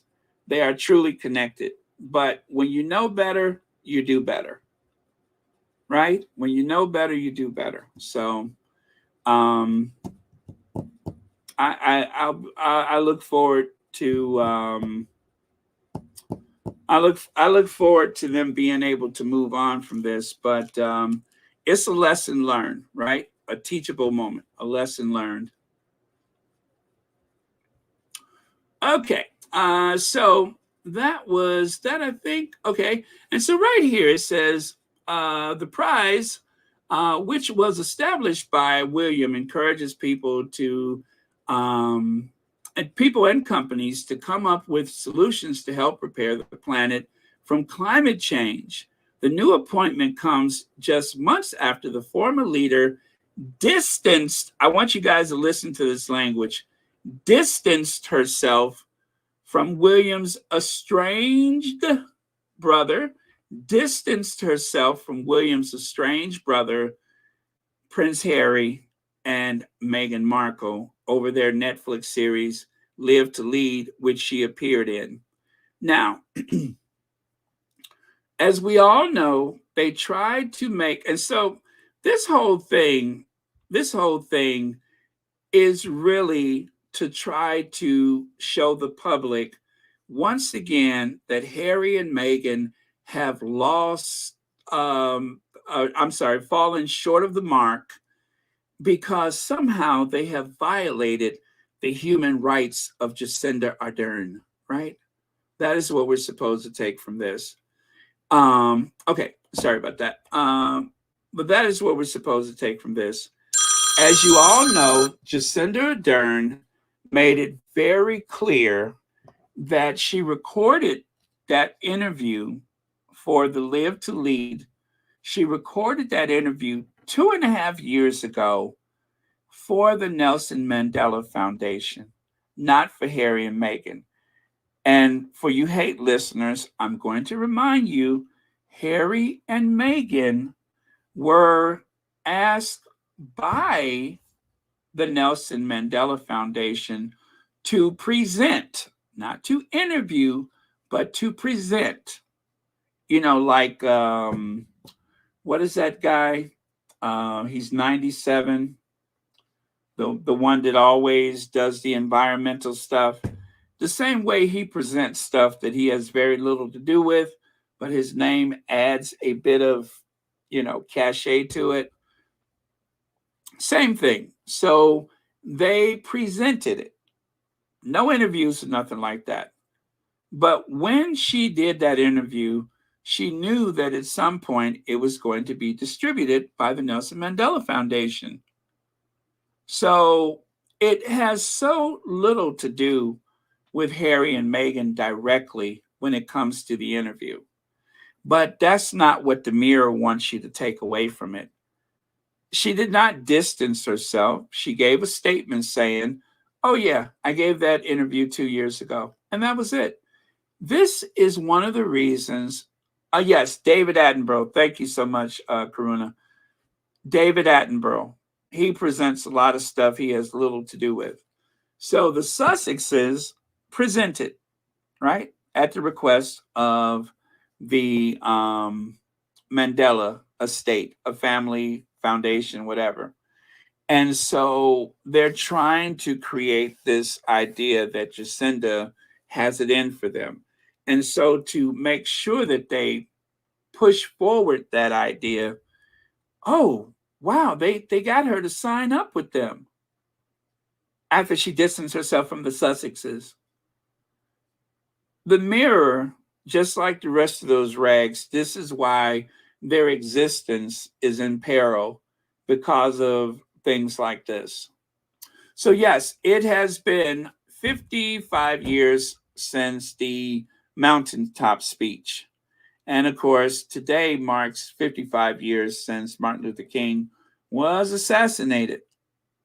And I do recommend that you guys spend a little time, maybe over the weekend or something, looking at some of those old speeches from Dr. King about the contemporary crises of the day and compare them to where we are right now, and you'll see we haven't moved that far since that time, which is very interesting, which is why I recommended that video, Black Power Mixtape.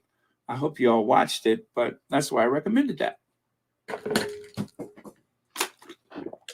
So one of the squaddies, and I hate to use their handles because, that can make trouble. But one of the squaddies said the reason why Prince William and Kate Middleton will always fail is because their fans pay more attention and put more time, work, and effort focusing on what Harry and Meghan do. In the game of visibility and numbers, all that matters is how many eyes are looking at what you do. So if you take a look there, the IMDb for Archetypes, 2,059. That's how many times somebody has checked the stars. Not how many times somebody looked at it, although you could probably multiply. But, when you go to those sites, you get a chance to do the star rating, right? And so that's how many times eyes have been set upon Archetypes. And as you can see, with the 2 stars, that lets you know those derangers were the ones that were over there. Now, if you take a look at the very few derangers that actually cared enough to look at Earth flop, you can see 146, and then at the bottom it says 32. So for the Earth shot prize, you only had 32 people rated at all. And for the Repairing Our Planet TV series, you only had 146 people that were interested in it.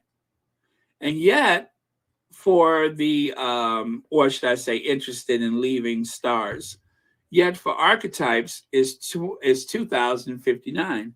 So I can guarantee you most of those were derangers. And they were so, I guess, preoccupied with what the Sussexes are doing, with what Meghan is doing. This is why things that the Cambridges or the Welleses are trying to do, this is why everything fails for them, because nobody is interested. Nobody cares what they're doing. They still do not have, I think, let me see, their YouTube channel, I don't know how many subscribers it has, but it's not nearly what you would expect. I think my channel has more views than theirs. I have more views on Royal Sussex than the Cambridges have for their channel.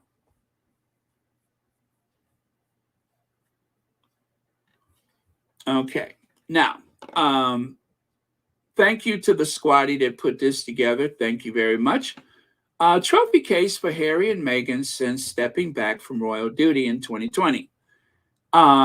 Compassion in Action, NAACP Image Award, RFK Human Rights Ripple of Hope Award, Human First Coalition Partner Award, Archwell, Commercial Success, #1 bestseller, Bench, #1 bestseller, Spare, #1 watched, Harry and Meghan Netflix, #1 on Spotify, Archetypes, People Choice Award, Archetypes, Gracie Award, Archetypes.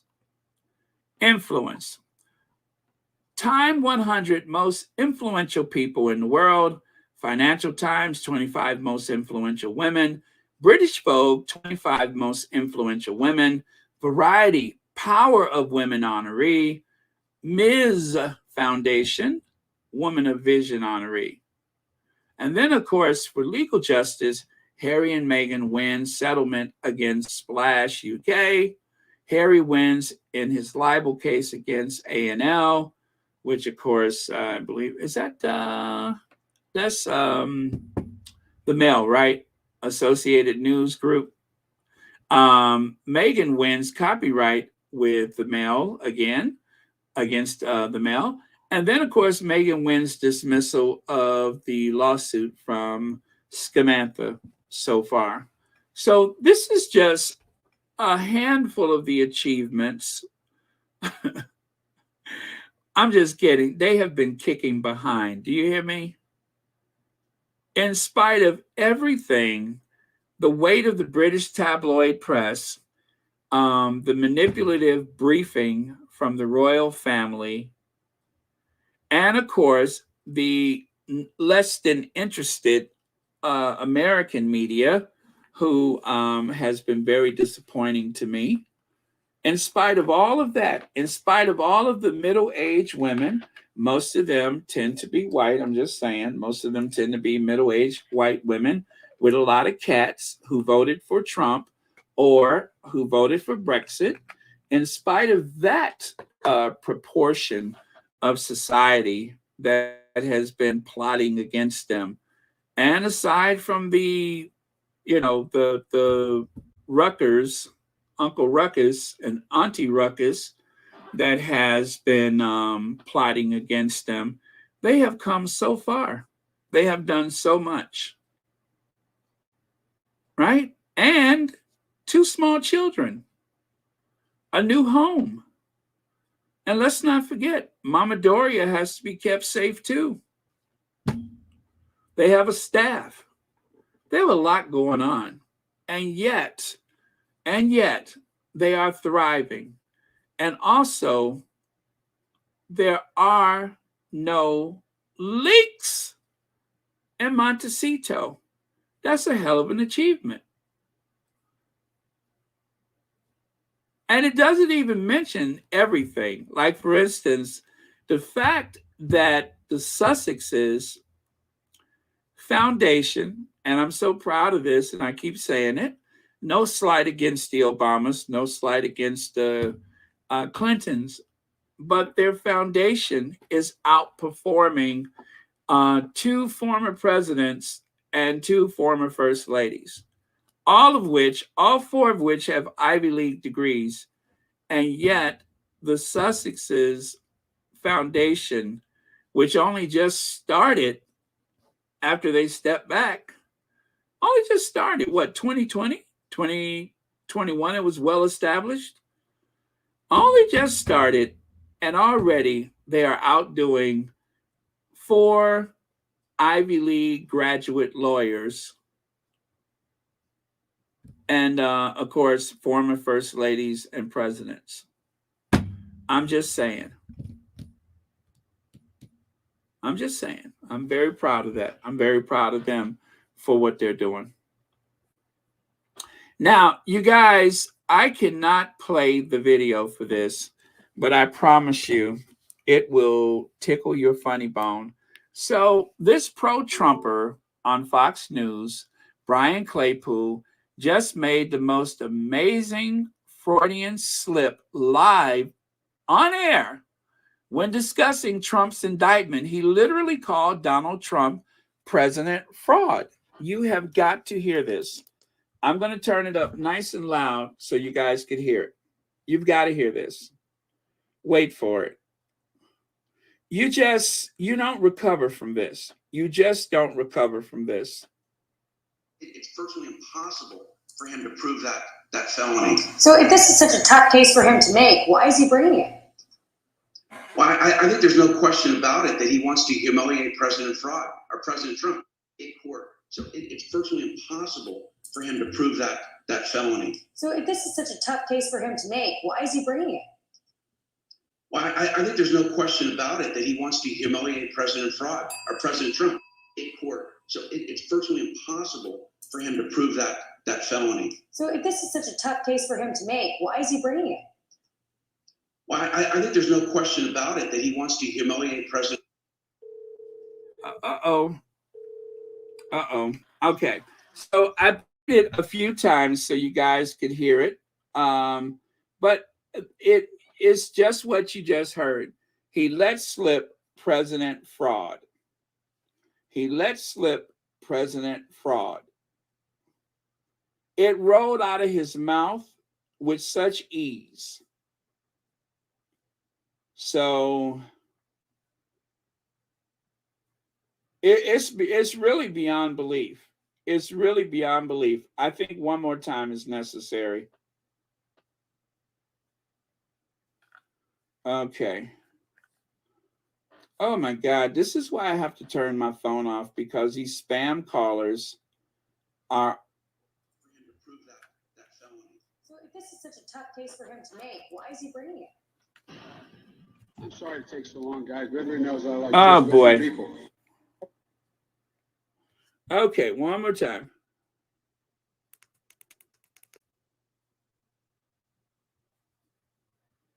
So it's virtually impossible for him to prove that felony. So if this is such a tough case for him to make, why is he bringing it? Well, I think there's no question about it that he wants to humiliate President Trump in court. So it's virtually impossible for him to prove that felony. So if this is such a tough case for him to make, why is he bringing it? Well, I think there's no question about it that he wants to humiliate President Trump in court. So it's virtually. You guys, I have watched that over and over. I had that thing on a loop, and I probably watched it 50 times straight. He just wants to humiliate President Fraud, President Trump. He wants to humiliate President Fraud. President Fraud. He wants to humiliate President Fraud. I mean, it's just beyond belief. I couldn't believe it. I'm just like, seriously? Yeah. He said what he said. And of course, the choir, and of course, the congregation, once the congregation heard it, they doubled over with laughter. They literally doubled over with laughter. I mean, they were falling out of their chairs. They were falling over their chairs with laughter when they heard it. So let me see. I think I have an example of it right here. Okay, there we go.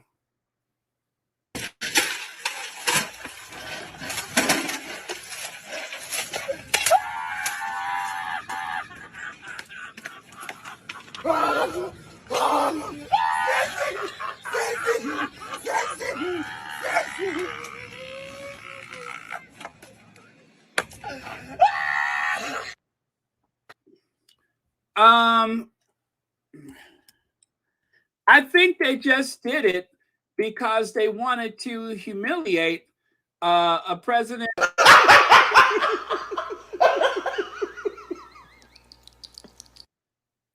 They wanted to humiliate President Fraud, President Trump.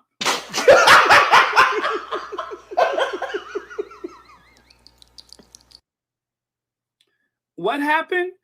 They wanted to humiliate President Fraud.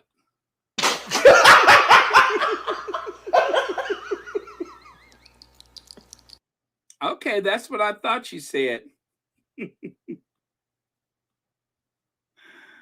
Oh, man.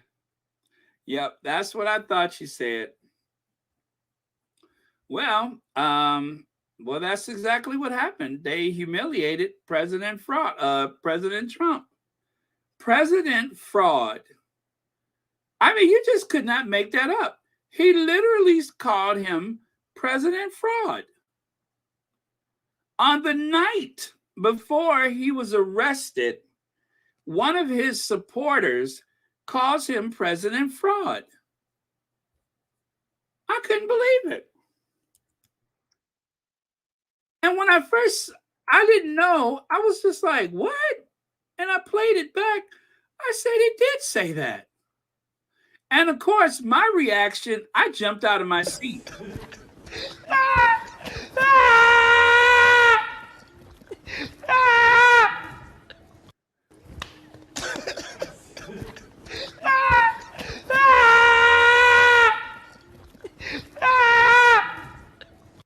So that was my reaction.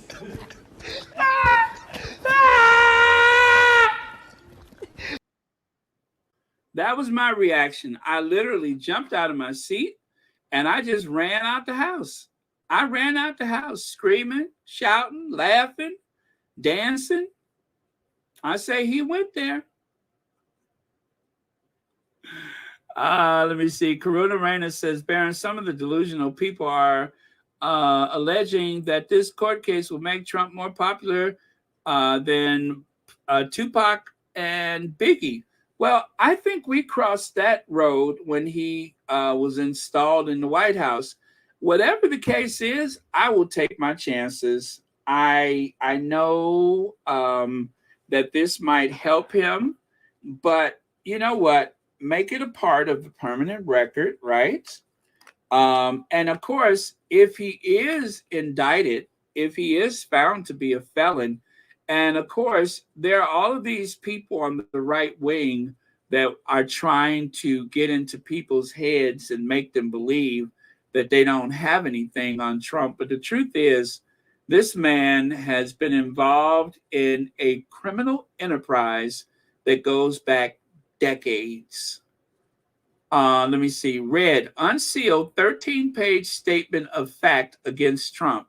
The highly anticipated indictment against Donald Trump can be revealed today, along with a bombshell 13-page statement that lays bare how he said to have falsified business records in 2017 to cover up hush money payments to squash 3 scandals at the first time he ran for president.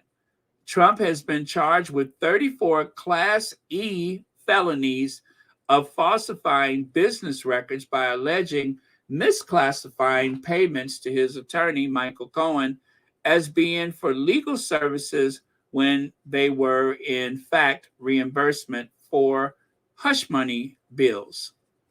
So I'll take my chances. If it was anybody else, they would go to jail. And because it's Donald Trump, I insist that he goes to jail. So either way, he was going to run for president again.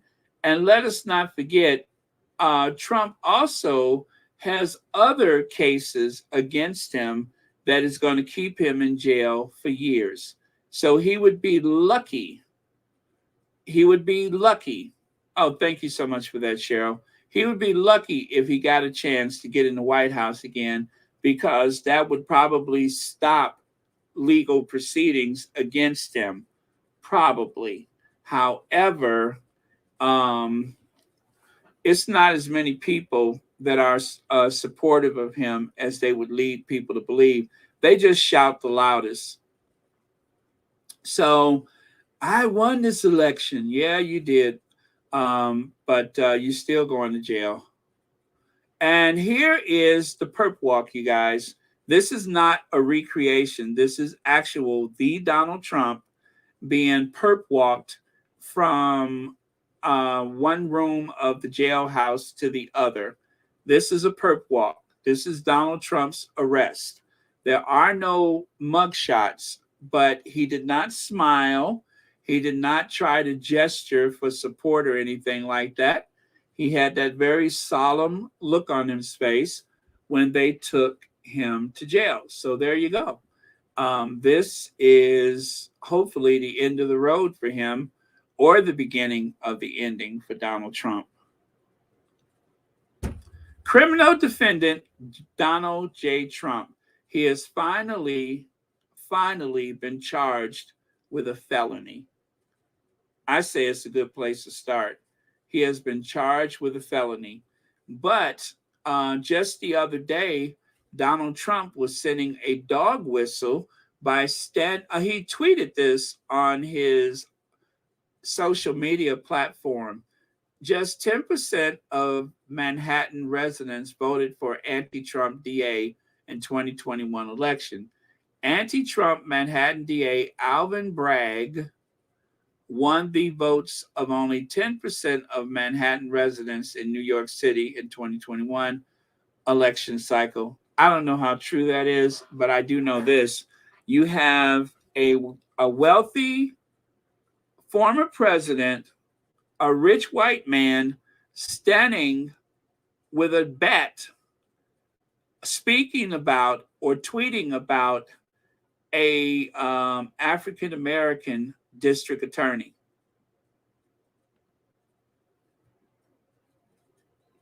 That's real.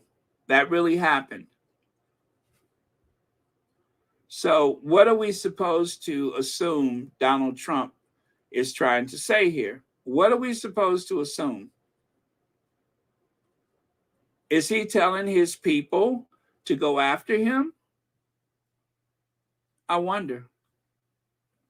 Okay, you guys, that's enough of all of that. Let's go on to a couple more things. We're just about 2.5 hours. I can't believe it.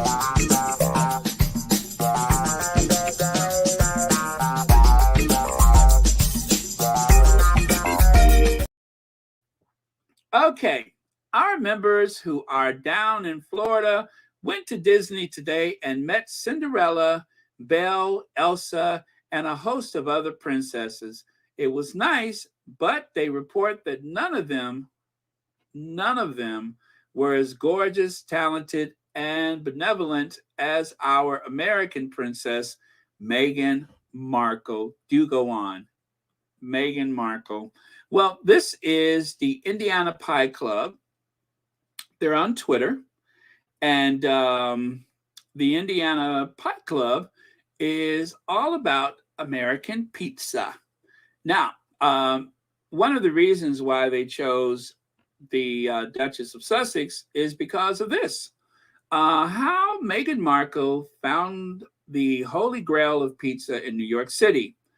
Ruby Rosa pizza, pizzas were the stuff of the Duchess of Sussex's dreams, as she once explained in her now defunct blog. Ruberosa, the family-owned Italian eatery in Mulberry Street in Manhattan, offers pizza fit for a princess or at least a duchess.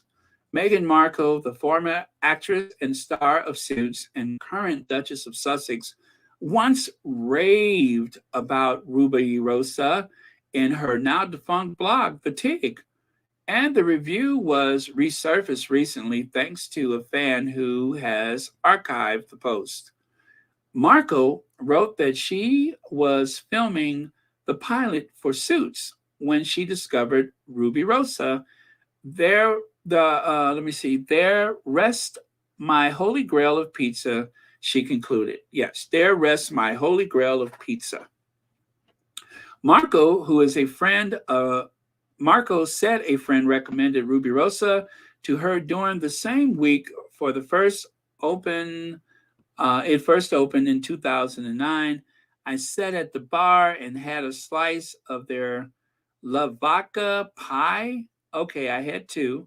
And a cold beer, she wrote. That is where my love affair began. The menu extends well beyond pizza and pasta, with entrees I can vouch for and desserts that you make room for despite being stuffed. Oh God, I can barely see that. But it's the pizza, the blessed, chewy, crunchy, perfect crust and gooey cheese and unparalleled bite that I literally dream of. Ruberosa is famous for his tie-dye pizza picture below, but Meghan's go-to order was Ruberosa sausage and broccoli ray pie. Sausage and broccoli? Interesting. And then it says, one day she took a chance with the honey pie featuring, what is that? Soppressed something, fatina, mozzarella, and spice honey on a pizza? That order, she said, was one of the best decisions I've ever made. Wow. So when I go to New York in May, I'm going to have, did I just let that slip? I'm just kidding. I'm not going to New York. But if I ever go to New York, I am going to have to try that pizza. Wow, that sounds good. Man, that sounds good. So there you go. More recently, Markle and Prince Harry were spotted last July at La Conda Verde, an Italian restaurant in Greenwich Street on Greenwich Street in New York. The royal couple first tried to reserve the outdoor courtyard, but upon learning that someone else had beaten them to it, they dined inside with the other guests at one point during the evening. According to page 6, Markle heard that a customer at a nearby table was celebrating their birthday and walked over to wish the person a happy birthday. The Los Angeles-born and raised Markle is married to Prince Harry, the younger son of the late Princess Diana and King Charles III. In a previous blog, she wrote that she consoled herself with some iteration of bread and cheese, possibly pizza, but she didn't remember after the first audition for Suits, which she thought she'd blown. Markle and Prince Harry now live in Montecito, California, but it's unclear whether they have discovered a new favorite pizza shop in the area. Markle is known to love cooking from her own recipes, so maybe they've got an oni, whatever that is. But yeah, so there you go. Now, you see that very sweet, unbiased report about Meghan and her love of pizza. If that was the tabloid British media, and yes, I know page 6 is owned by Murdoch, but if that was the typical tabloid media, it would have been a disaster. Let me see. What is that? Manello Baron does have some words restricted, and if your chat has one of the words, you will not see it. Even mods don't see it. Oh, I do have words restricted. Yeah, so if you misspell, if you misspell Meghan and you spell it the wrong way, I won't say what way, but yes, there are some words that are restricted. Like Megxit. Megxit is restricted on Royal Sussex. So that is automatically blocked. I'm not even going to say what the other words are, but yes, there's a lot of words that are blocked. So make sure you got your spelling right, and please try not to use any of the language of a deranger. Otherwise, even by mistake, otherwise your thing may get blocked. There's a few words that the derangers have used, and I blocked those, and I'm glad to know that it works. So sometimes people make the mistake of spelling Meghan the wrong way. I won't say which way, but they spell it the wrong way, and it may be the autocorrect that does it. But when it does happen, the AI blocks it. So I did that for a reason, because I don't want the language of the haters on the page. So just make sure you're cognizant of your spelling, and you should be okay. But yeah, thank you for that. Sorry for the inconvenience, but it's necessary to slow down the derangers. And with that, you guys, guess what? We're done. It is a done deal. We are so done. 2.5 hours later, we are done. So thank you all so much for watching Royal Sussex. And again, today is a day for celebration. If I can make one thing perfectly clear, today is a day for celebration. If I can make one thing perfectly clear.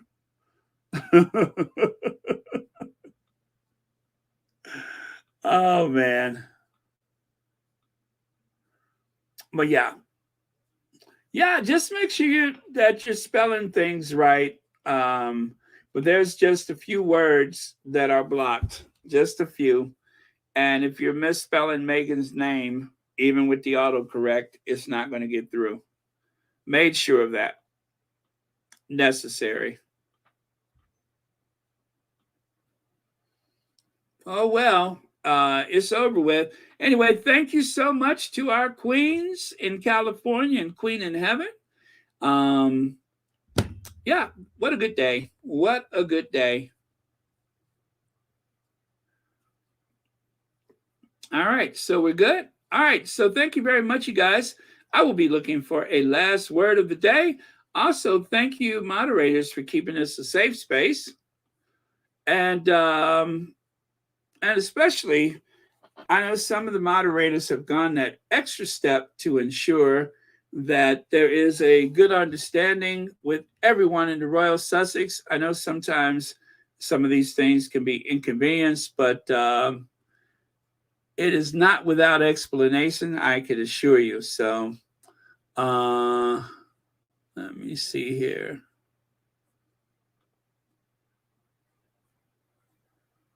Oh, okay.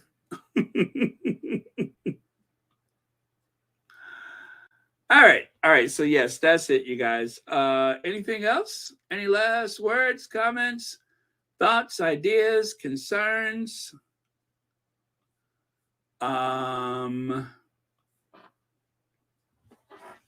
Angela Simmons, you're quite welcome. Thank you so much for being here. Let me see.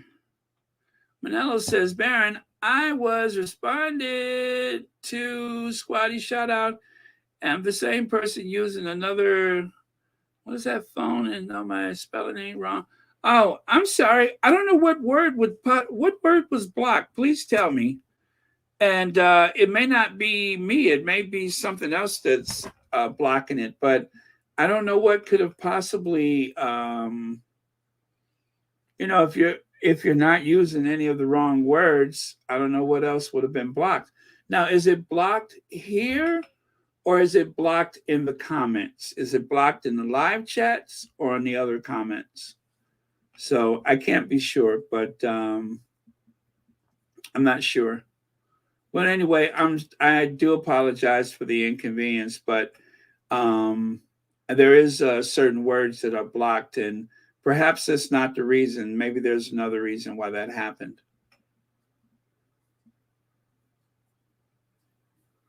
But I am able to see what you're saying right now, so you're not like completely blocked. Okay. All right. Well, other than that, let me see. Oh, you're welcome, Tony Williams. Thank you so much for being here. Yes, thank you, Reba Henderson. Hold your head up, squatties. I like that. That sounds like a good last word to me. Hold your head up, squatties. There you go. Thank you so much for that. Gosh, I'm a little dehydrated. I need to go and drink some water. Can't believe I've been on here 2.5 hours. I don't know what happened.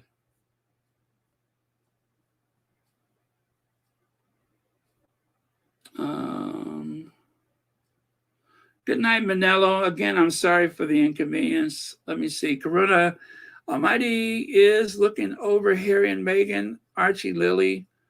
May they prosper. Amen to that, Karuna. Thank you so much for that. Okay, so I am going to cue the Ginger Avenger, and I will see you all tomorrow.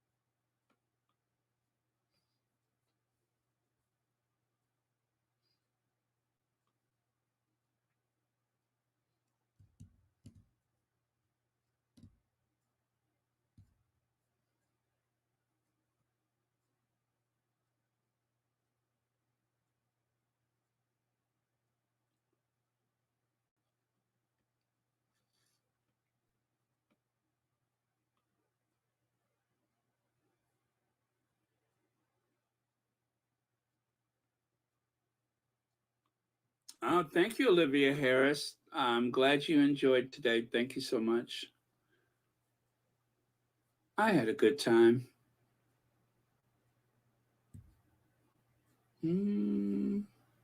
Okay.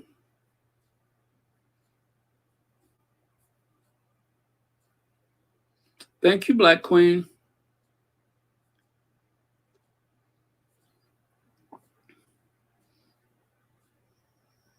Good night, Angela Simmons, Mo Shannon, April Jones, Connie Baumer,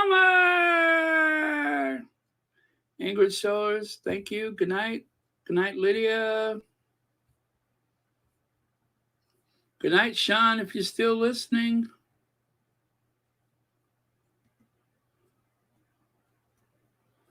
Oh, thank you, Tony Williams.